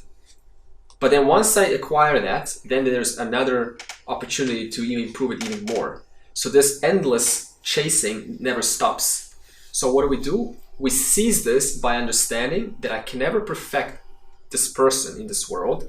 I can never be great, no matter how much the person wants to be. It's all relative. Greatness, it's all relative to something else. Then you just focus on what is already perfect, the limitless self. This perfect is different from perfect. I mean, like relative, Vyavaharika and Paramarthika, perfect. Yeah. There's nothing perfect in the world. There's nothing perfect in the world. Why? Because everything is limited. Remember, Maya creates particularities. Particularities means if it's one thing, it's not another. So this means even if you're beautiful, then it's only relative to someone else who thinks that that's beautiful. Mm-hmm. The moment you go to a different culture, that's like fat, or something, or thin, or too thin, or something. So everything is relative. Therefore, chasing perfection is the most useless, worthless pursuit one can attempt in this world. As consciousness is perfection. So. Yeah, as Adrian said, accept. Accepting means that I accept this world, I accept these limitations, because that's the nature of this world. And this person is not apart from this world. Thus, this person is also imperfect, not full, not complete. The person I'm talking, the BMI. So then why try to improve what never can be improved?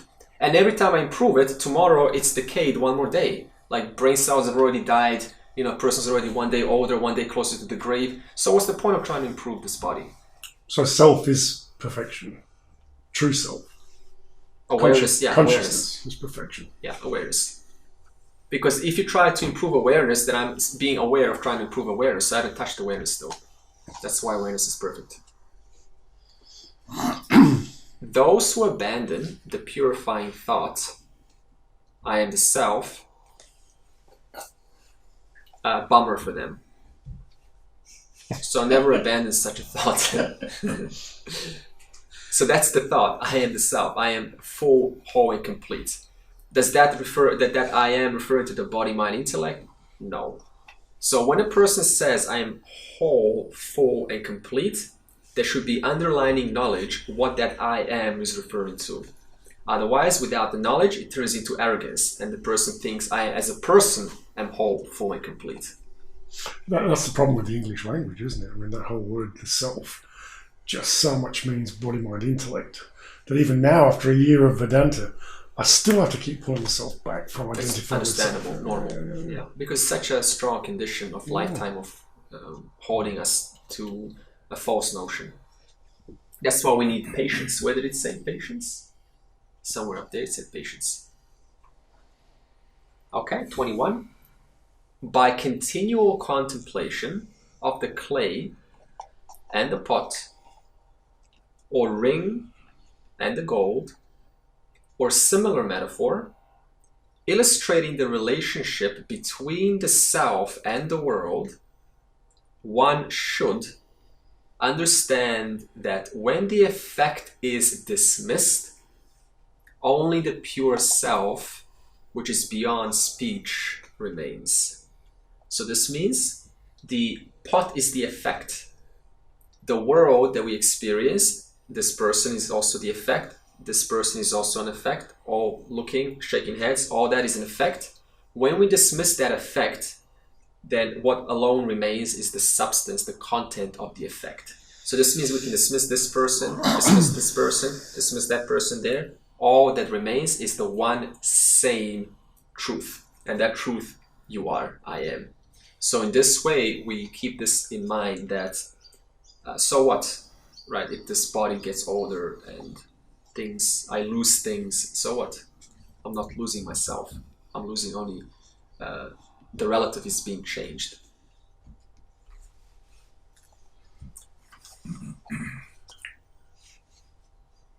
Okay, we'll skip 22. The inquirer should first look for the self, the cause, which means what is that which is unchanging? By dismissing all objects as not self. That you can only do that if you have a basis. How do I dismiss? It needs to be a means of comparison, as Aruna made. So I first need something to compare against, which is unchanging. Only then can I discard the changing. So this means I have to first know what is the unchanging firmly before discarding the changing. And then look for the self, step 2, by seeing it in the objects themselves. So perfect order how Vedanta is actually performed. First, what is changing? Na iti, not that either. Thought, na iti, not that either. Do that long enough, and then when there's a confidence that there is a very strong distinction between the changeless, the unmodifiable, and the constantly changing world, including this body and thoughts and emotions, then we start to see everything else as the self alone. Otherwise, to get stuck in the first stage, that's not Vedanta. That's there, right? That's the world's there, and I'm the self, and the world is not self. That is not Vedanta. So we have to start seeing everything as one. I first have to dismiss the pot before I can understand there's no point of dismissing the pot, because the pot is already me.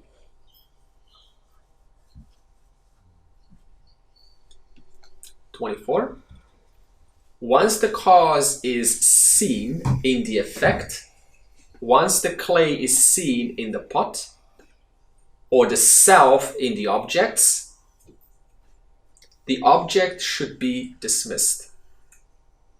You are what remains. Remember that formula A equals B equals C equals A? Okay. What do you see now? Pen. So pen, the object is A. Where is this pen being seen? Is it here? Is it here? Yes. Huh? In the mind. In the mind. Right? Easy, because the light reflects the image, the retina in the back of the brain. So the brain, the mind, the subtle body is B. So this is A, subtle body is B. And who is aware of this object in your subtle body? Self, I am. So A equals B and B equals C. But C equals A. Because how far is you, awareness, from the object which is appearing in you. How far? No distance. No distance. Thus, what are you actually seeing here? Only yourself as an apparent form, generated, thank goodness to Maya, a beautiful Maya power, which is able to turn consciousness into apparent appearance.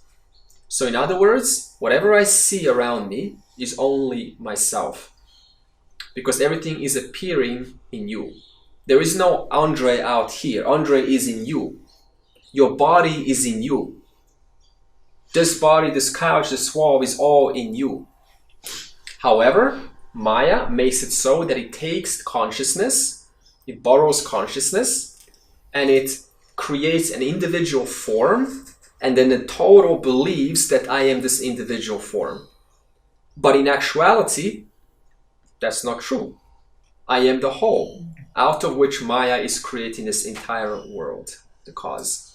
So whether you believe this or not, that doesn't matter. Take it by faith of what the scriptures are saying, and then contemplate on this long enough until it becomes the reality.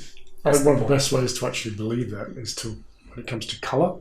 Yeah. Because colour, there is no such thing as colour out there. Yeah. It's just a vibrational frequency of the electromagnetic spectrum, which comes through the eyeball, which is the organ, onto the retina, which transfers it into the mind, which is red.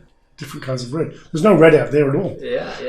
And what's more, to add to that, suppose a person's colorblind. Well, then, or a dog, for instance, is all black and white. Then who's right, whether this is red or yellow? That's right. Yeah. The point is, it doesn't really matter what I'm seeing. A equals B, B equals C, C equals A. I'm only ever seeing myself. If I see this as yellow, see this as red, that's only the problem of the instrument. But the point is that vision is still being awared by the self. So the defectiveness of the instrument is irrelevant. At 25, the mind becomes what it meditates on with diligence and conviction. So where do all our problems come from? And what has then the mind been meditating on to qualify itself as problematic? False notions. False notions. So how do we now start to correct this? By doing the same thing that we've already been experts at our whole life, by turning the mind onto something that would holianize it, that would make it holy, spiritual. In that case, the Contemplation. purpose is Shastra. Manana. What, immigration? Manana. Turning to Manana. Oh, it's very different from immigration. Right? Immigration is important. Yeah, Mananam is used to in the light of the Shastra. Yes. Yeah. Otherwise, if you apply Mananam without the Shastra, what are you applying Mananam on? My existing ignorance. So I'm just reinforcing my ignorance. Yeah. That's how we need to first get educated. Like at 26, a wise person, aparoksha jnani or a jnani, always understands that the visible and the invisible, satya mitya, formless, form, para apara prakriti, including oneself, is only awareness. Including this board that we're looking at now, is only awareness. 27. When the objects are reduced to nothing, that means an object known to the subject, by inquiring the universe, by inquiry, the universe appears as awareness alone. This understanding fills the mind with endless freedom, endless bliss. As I said before, this is not about an emotion, it's about knowledge. That all that I see, including my problems, my apparent problems, and my fears and my joys, are none other than myself alone. And this is the example of the A equals B equals C equals A. that this entire universe, that the science are creating big books and postulating formulas, are only postulating expressions of Maya's infinite power. Sarvam Jnanam Sarvam Shakti. And this power is Brahman. I was just thinking that A equals B equals C. So what if A has got a gun pointing to us?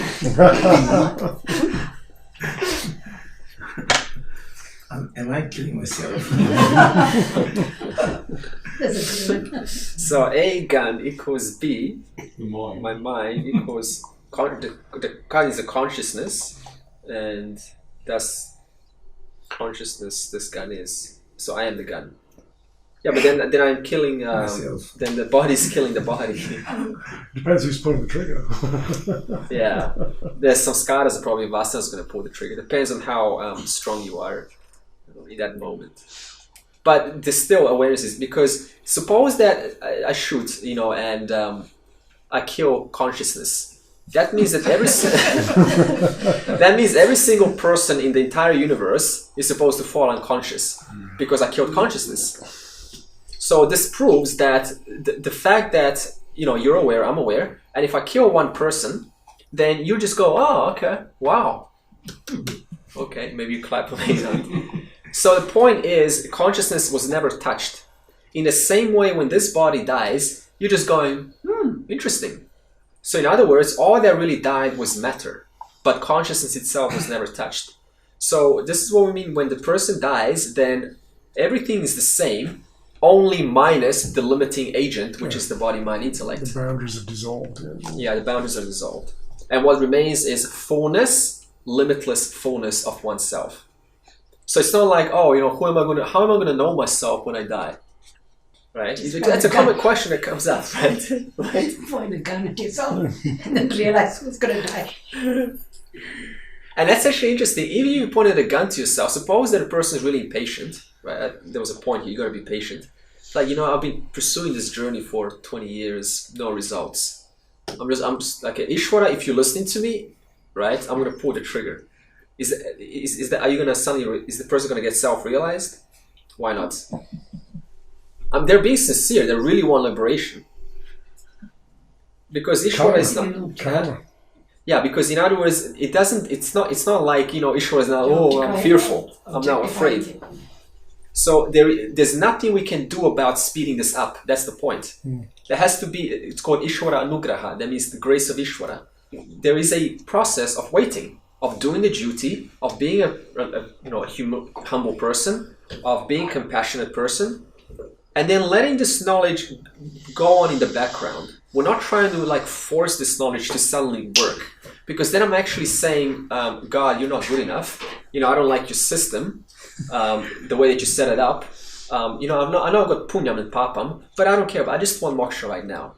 So it's not going to work like that, because there is an order to everything. Summer does not skip winter. Neither does winter, bypass autumn. If it did, then the whole system would break down. So this is what we mean. There's no cheating in this system. That's why patience is required. Okay, 29.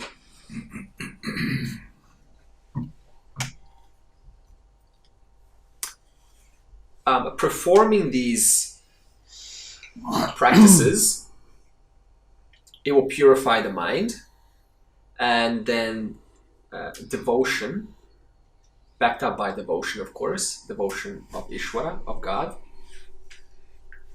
And then the person arrives to both the teacher and the Shastra. Am I reading the verse? Yeah, but that's where we are now, isn't it?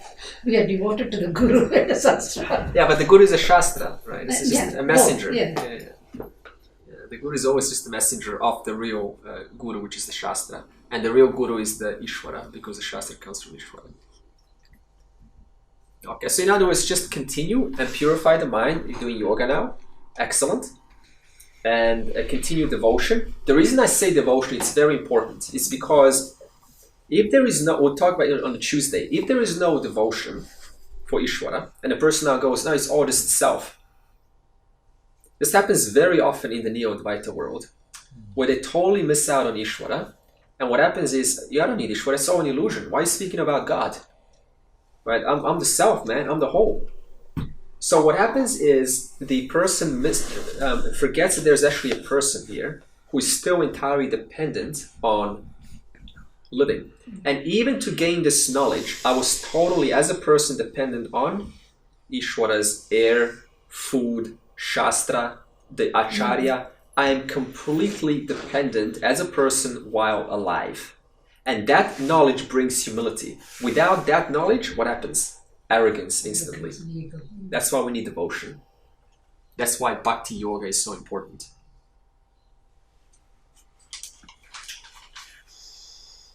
Okay, verse 55. Now we go from Savikalpa, which is the presence of the I who is aware of nothing. That's Savikalpa. There is an I who is experienced absence of thoughts. Okay, so that's still two principles there. Now we go to Nirvikalpa. This is where the I also disappears.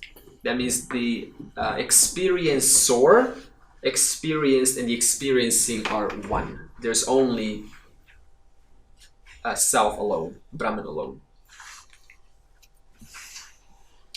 Dropping the meditator, the one who's meditating, and the act of meditation, I am now doing the meditation, one merges gradually in the object of meditation. The mind is steady like a flame in a breezeless place. Such a state is described as samadhi.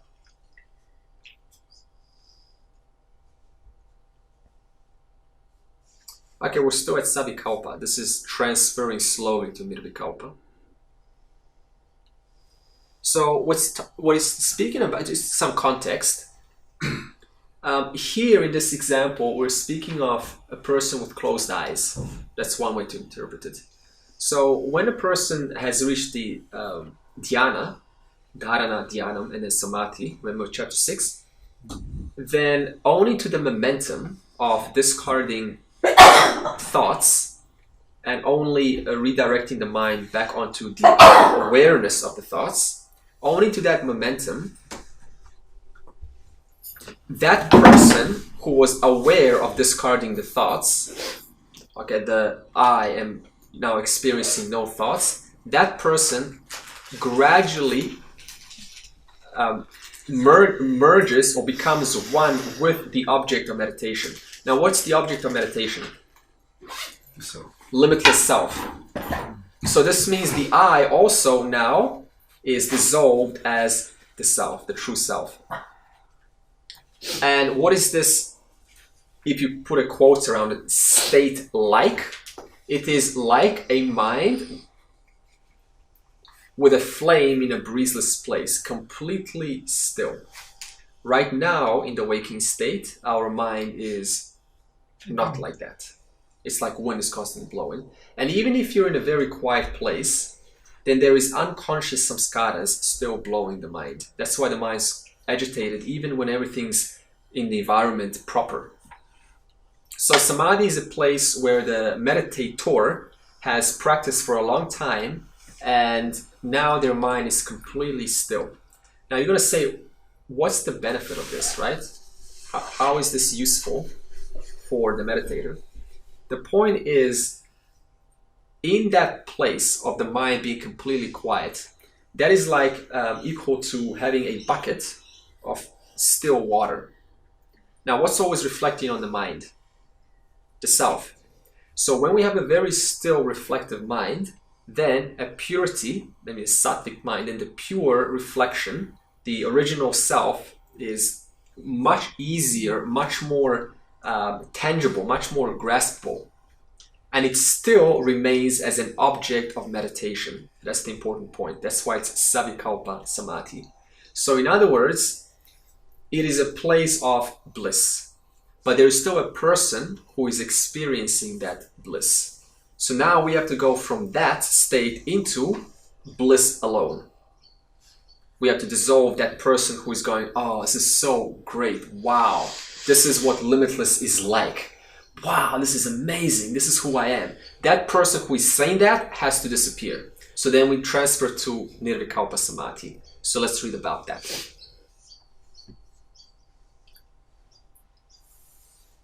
So at this point, Savikalpa is intermittent glimpses of the self.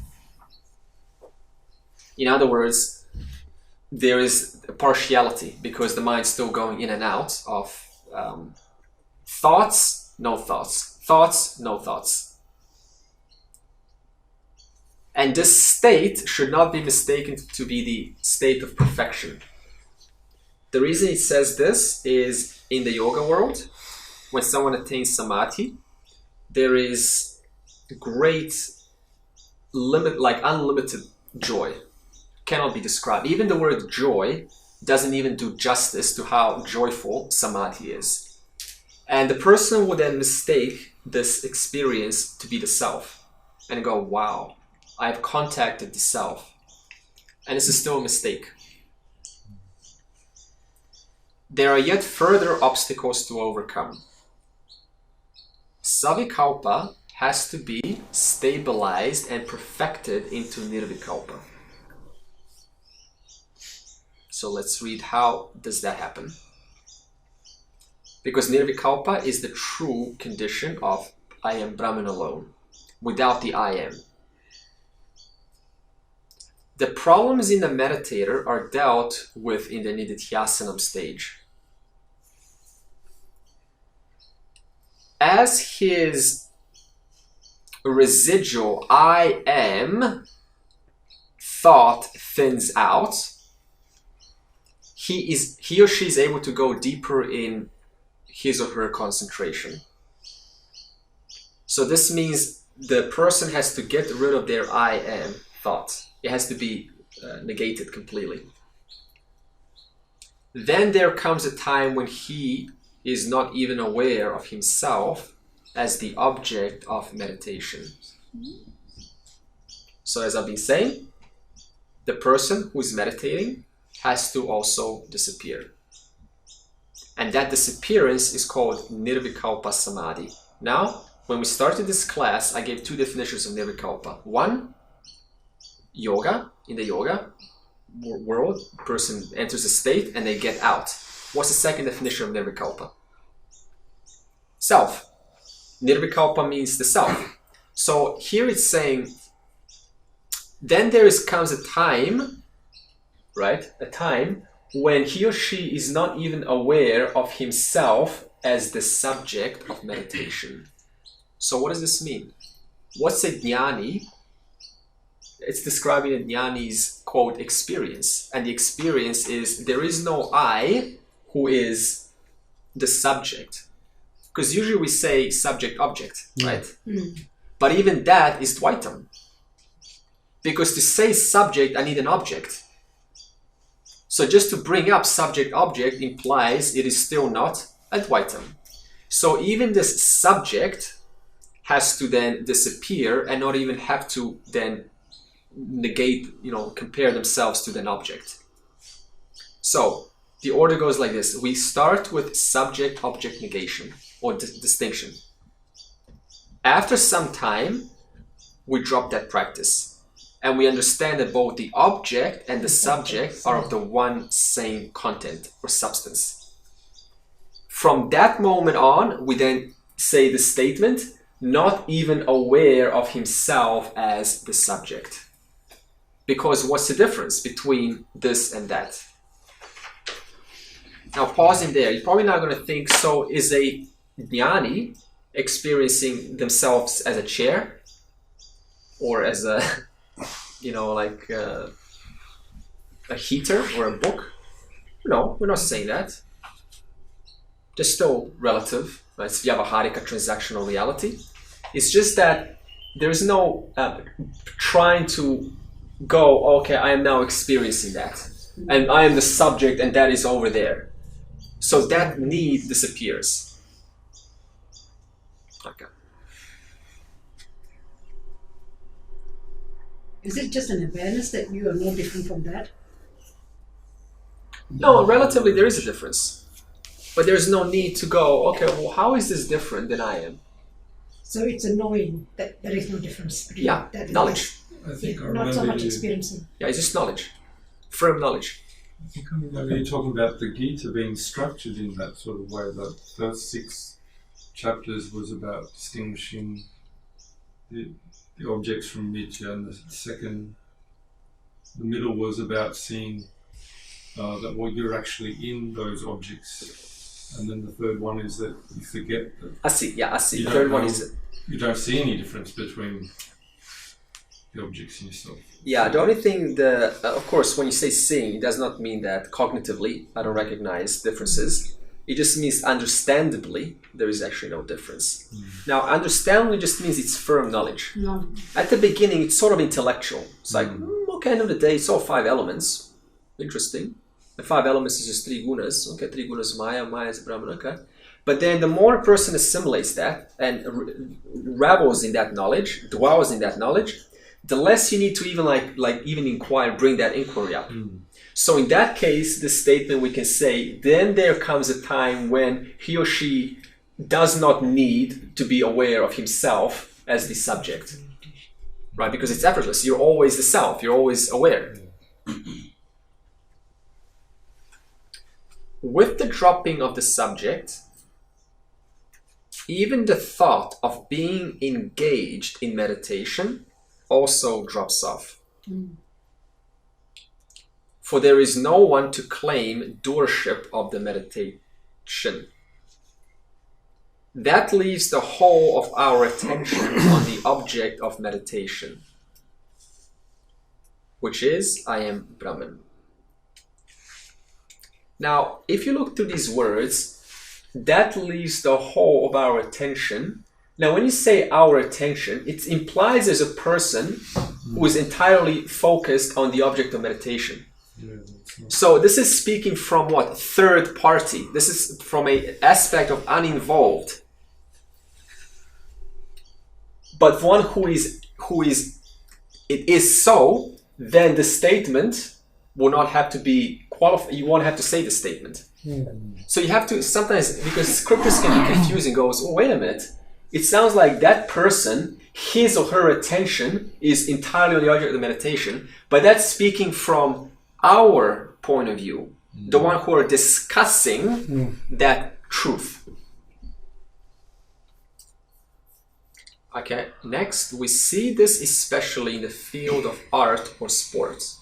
A little bit more down to earth language now.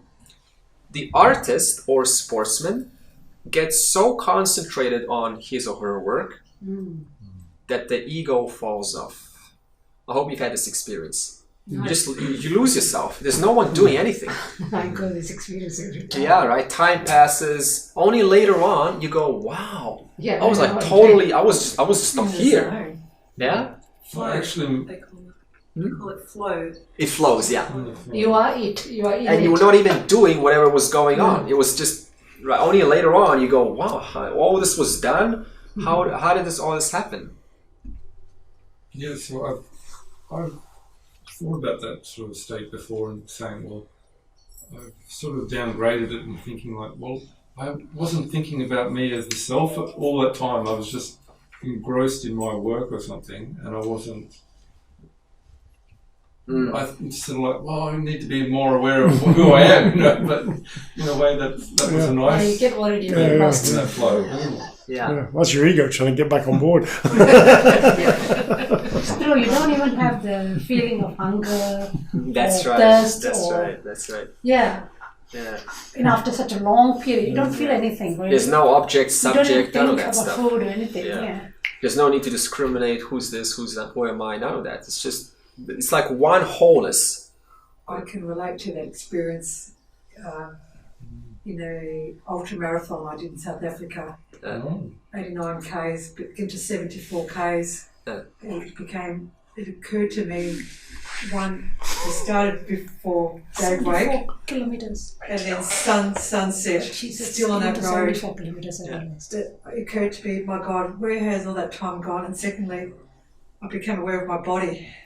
after 74 Ks, thinking, oh my God, 74 my Ks, legs are wow. still carrying me. But where was I from Yeah. Well, help me if I can go 7 Perfect. daybreak 7 till days. sunset, Ks. and the body's still going? Seven point wonderful. four. It was, I'll 70. never forget that. Especially Never 89. forget that experience, that the thought that were going through my mind at the time, from realising what I was actually doing. That's Nirvikalpa Samadhi. There's no subject, there's no object, it just is. Yeah. But you must have woken up and said, "Oh, I've got a body." It's still Well, moving. 74 Ks is like, What a pain I to really just paid homage to my body, just this gratitude. Yeah. Because these legs are still carrying me, I'm still going. So did the pain come later, or at that, when did the pain It's kick in? beyond. You forget your pain. So you're already past the pain. The pain had already been and Oh, gone. the pain was there, but I was not.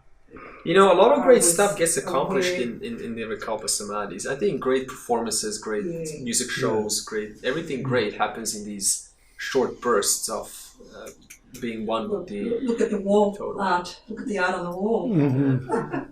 Yeah, it's a detachment from the body. So he or she loses him or herself in the art, and only the art thought is uppermost in his mind. Yeah. Only that remains. It is then that the musical performance, they're just comparing words, the painting, the game being played, stands by itself. That becomes a wonder to the world. Indeed it does, because all great things get created in these Nirvikalpas. It's also funny when you before you start a painting, Yeah. the thought's there, the vision is there, Yeah. but actually while in the painting, Yeah. you don't focus on the vision you thought before. You don't focus on the painting you thought before. The color scheme. At the end of the painting, you didn't expect what came out of it. Really? That happens almost with every painting I do. Mm. Every painting. What I focus, it never comes out totally. I've never done what I've actually thought about. So it's like the art thought is the uppermost in the mind, not the I am doing the art. Yeah, true. So it wasn't me. Yeah. So that's an example of, as we said previously here, we'll just backtrack and we'll say that Savikalpa, as you just said, beginning, I had the start, I and this object. It's stabilized and it's perfected into spontaneity, into autopilot, into Nirvikalpa. Okay, and furthermore, curiosity may tempt us to imagine what this state is like that we've just been discussing. Is this state like a transition coming out of a hot hydroponic tunnel into a cool breeze outside? Hot tunnel, cool breeze. Is it like that? Is it like walking into an air-conditioned office in the hot desert land of Dubai? Right? That's kind of a instant change, like relief. And we cannot answer this actually, because if we do, it's not going to be accurate. Because whatever words we use, it's not going to be truth of that actuality. You can't define it. That's why we say the sage doesn't answer. In fact, the best way out of it is just to say it's cessation of the need to ask such a question. Yeah, that's a good one. It just is. Because there's no awareness outside other than this. Other than this, yeah. And even that thought, other than this, right? So see how we're talking from an aspect of outside. That's why it said it here. When a whole attention on the object of meditation. I would like to hear from you what you thought. I think you said at the start something about the state of this. Can it be compared to the waking and the dream state? Nirvikalpa. As another state in that order of states. Okay, good question. So Nirvikalpa from an aspect of yoga can be an avastha, a state. Because it's got a beginning, it's got an end. Like sleep, right? You sleep and you wake up. From the state of nididhyasanam, performed sufficiently, from a place of nididhyasanam, ongoingly, for years and years, the Nirvikalpa is the truth. That means it is consistent. It's endless. Yeah.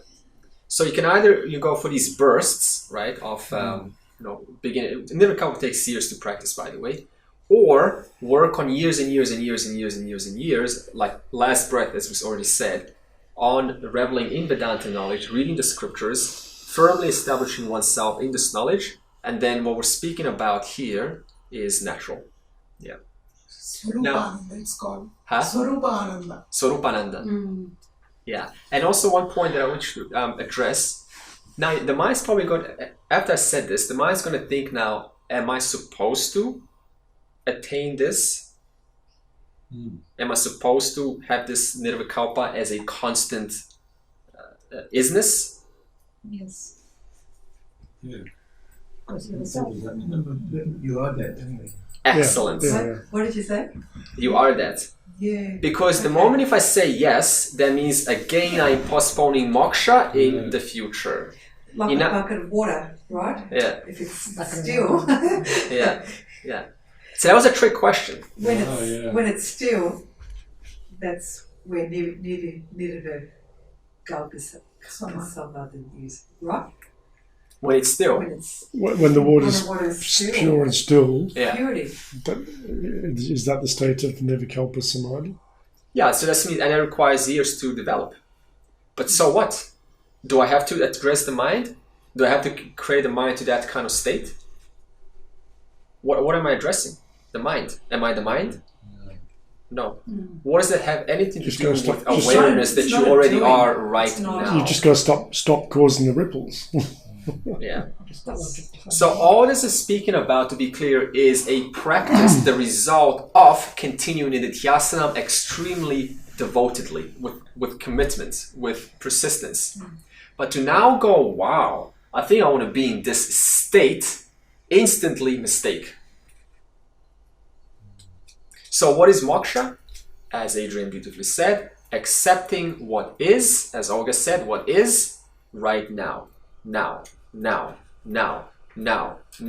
Whether it's making a big promise like this, or whether it's saying something different, it absolutely makes no difference to me right now. Moksha other than the body, mind, intellect? Moksha other than the body, mind, intellect? What about it? The body, mind, intellect is required as an instrument to lead to moksha. Moksha just means the I has shifted from the BMI to the true self. Yeah. Okay, so this means if you were reading this now and you got excited, that was an error. That's what liberation means. I don't need to attain anything. I'm okay right now. If they're talking about a great experience and you say, wow, I should get that. Error. Just another ripple. You said the mind, body, intellect, all are instruments. Even to make that instrument work, it's the self, isn't it, that's making it work? The what? The instrument is our mind, body, and intellect. Yeah. The self permeates. Isn't the self making that work even? Isn't the self what? The self, the awareness of that, is making it work, making the instruments work. Yeah. If not, the instruments are nothing, right? Yeah, exactly.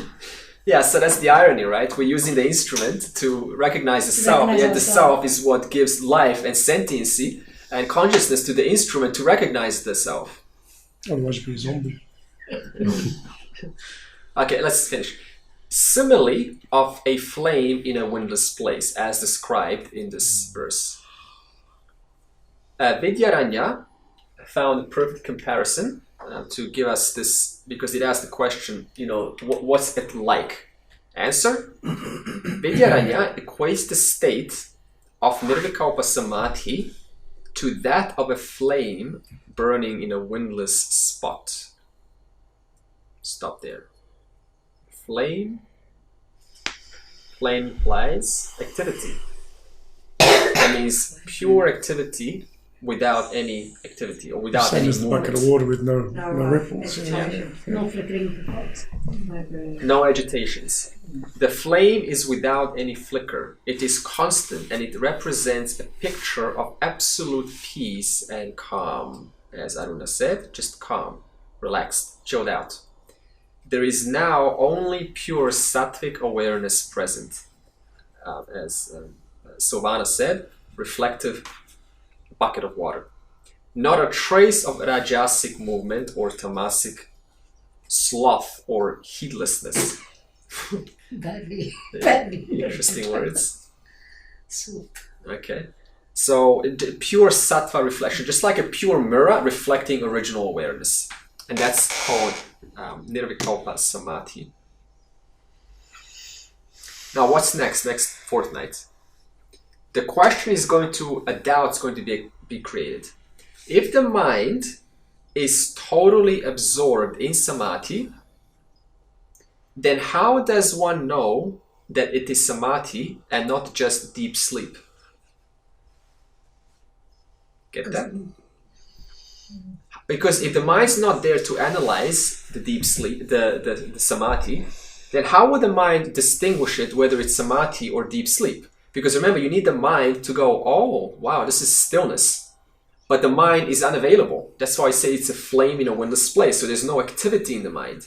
You're still aware. So it is like the deep sleep, isn't it? It's what? It is like it's the deep like sleep. deep sleep. Good. Like when you said you were running and you finally woke up and you saw the body, it's like, oh, where was I all that time? Yeah, good. The mind was gone. It's like, oh, I'm here now.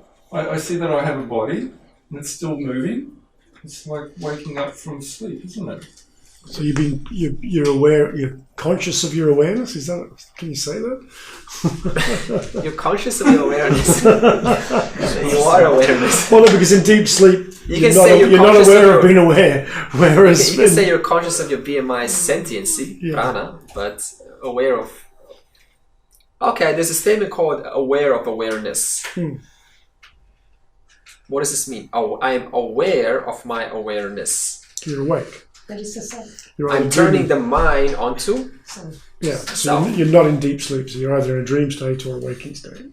Yeah, and that's why we will analyze this next week. How is this different from, like, if I go for a walk and I'm just caught up in my thoughts and then I finally wake up and say, gee, I've got from home to here and I haven't even thought that I'm here, you know? No, because you're in a dream state, you're daydreaming. So I'm daydreaming. We call it daydream. It's sort of like this idea again of waking up from somewhere. But you're not daydreaming. Like Sovana wasn't daydreaming while she was running. So there's a distinction. No, I don't think it's daydreaming. I think you focused your mind on something, some other thoughts that you actually didn't recognize the path you're walking. You didn't focus on the path you're walking. Feel like, oh, I shouldn't have been so self-absorbed in all these thoughts, and now I've got to remember who I am. Yeah, that's a different state. Daydreaming is different. That is not like a flame. That is full activity of the mind, only very sharply focused on one single on a private space topic in its own little world. Yeah, yeah. And it's not a shared experience. It's not diffused. Is daydreaming one focus? I thought it's actually private a focus of so many fragments of it. It is, but it's still very identified with the subtle body. It's your own, that's it. Yeah. So it's different from what Sovana was speaking of, one with this. Yeah. But are you focusing on one thing when you're walking and not recognizing where you're walking? Or are you daydreaming? I was daydreaming. I was thinking of so many things. But I can recognize, I can feel both situations now. Like I can also remember other times when I was running and I felt like I knew everything, like I was aware of the whole environment all the time. Like every step I could feel I was there. Whereas this other daydreaming, I can see now that, it was very narrow focus on a world that isn't here. It wasn't a... Like Eloy, you said, there was a time when I knew everything. I just want to analyze that statement. When you know one thing, do you know another? No. So what Lloyd just said, there was a time when I felt like I knew everything. That's actually a very good statement. Well, no, I just want to finish. So why was that so? I have no doubt that is so. Okay, again, what is our mind constantly focused on? Objects. Which means it's not focused on the self. What is the self? Fullness. Completeness. So this means when the mind is entirely focused on the self, then is there ignorance? It's not limited. Yeah. There is only self, which is full. So in that case, we say that there was a time when I knew everything. But what actually means is that in that moment, in that short burst, that's why we said at the beginning, short burst somewhere, there was no identification with particularities. And for that reason, there was only self. And the self is Ananda, limitless. So thus you report back and you say, there was a time when I felt like I knew everything. So what happens? One way to correct that is just to say, in that moment, I completely one with myself. So is that the same then in those occasions? Like I'm just trying to remember back to the time I drove across the Westgate Bridge, and I remember coming up towards it, and then after it, I don't remember ever. In fact, I was actually thinking, have I crossed the bridge yet? When am I going to cross? And I suddenly realised I'd driven across the Westgate Bridge and hadn't even realised it in quite heavy traffic. Had no memory of it at all, could not recollect it. I'm just wondering how that works. I've driven through red traffic, I do not know. The mind is gone. Yeah, but that can also be daydreaming. Yeah, I guess it could be, but I mean, I was fully functional because I was changing lanes and I must have done everything I needed to do. Autonomic nervous system still is still conditioned to, just like moonwalking, right? You can ride a bicycle. Moonwalking, is it? Moonwalking. What's that? Sleepwalking. Huh? Sleepwalking. Moonwalking. I think you're erotic. Michael Jackson did that.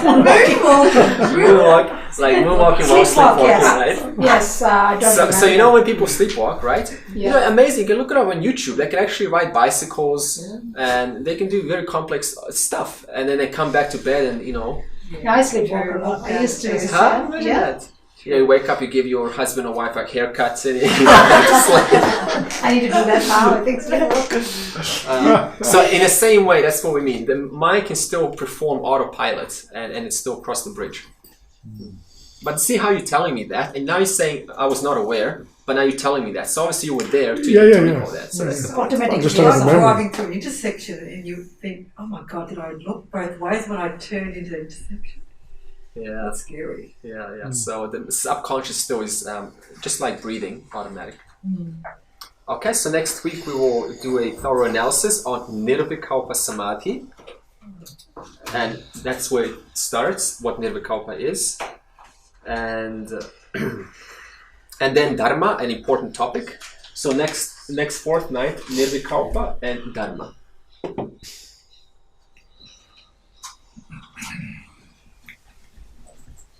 Om Purnamadav Purnamidam Purnat Purnamudachyate Purnasya Purnamadaya Purnameva Vashishyate.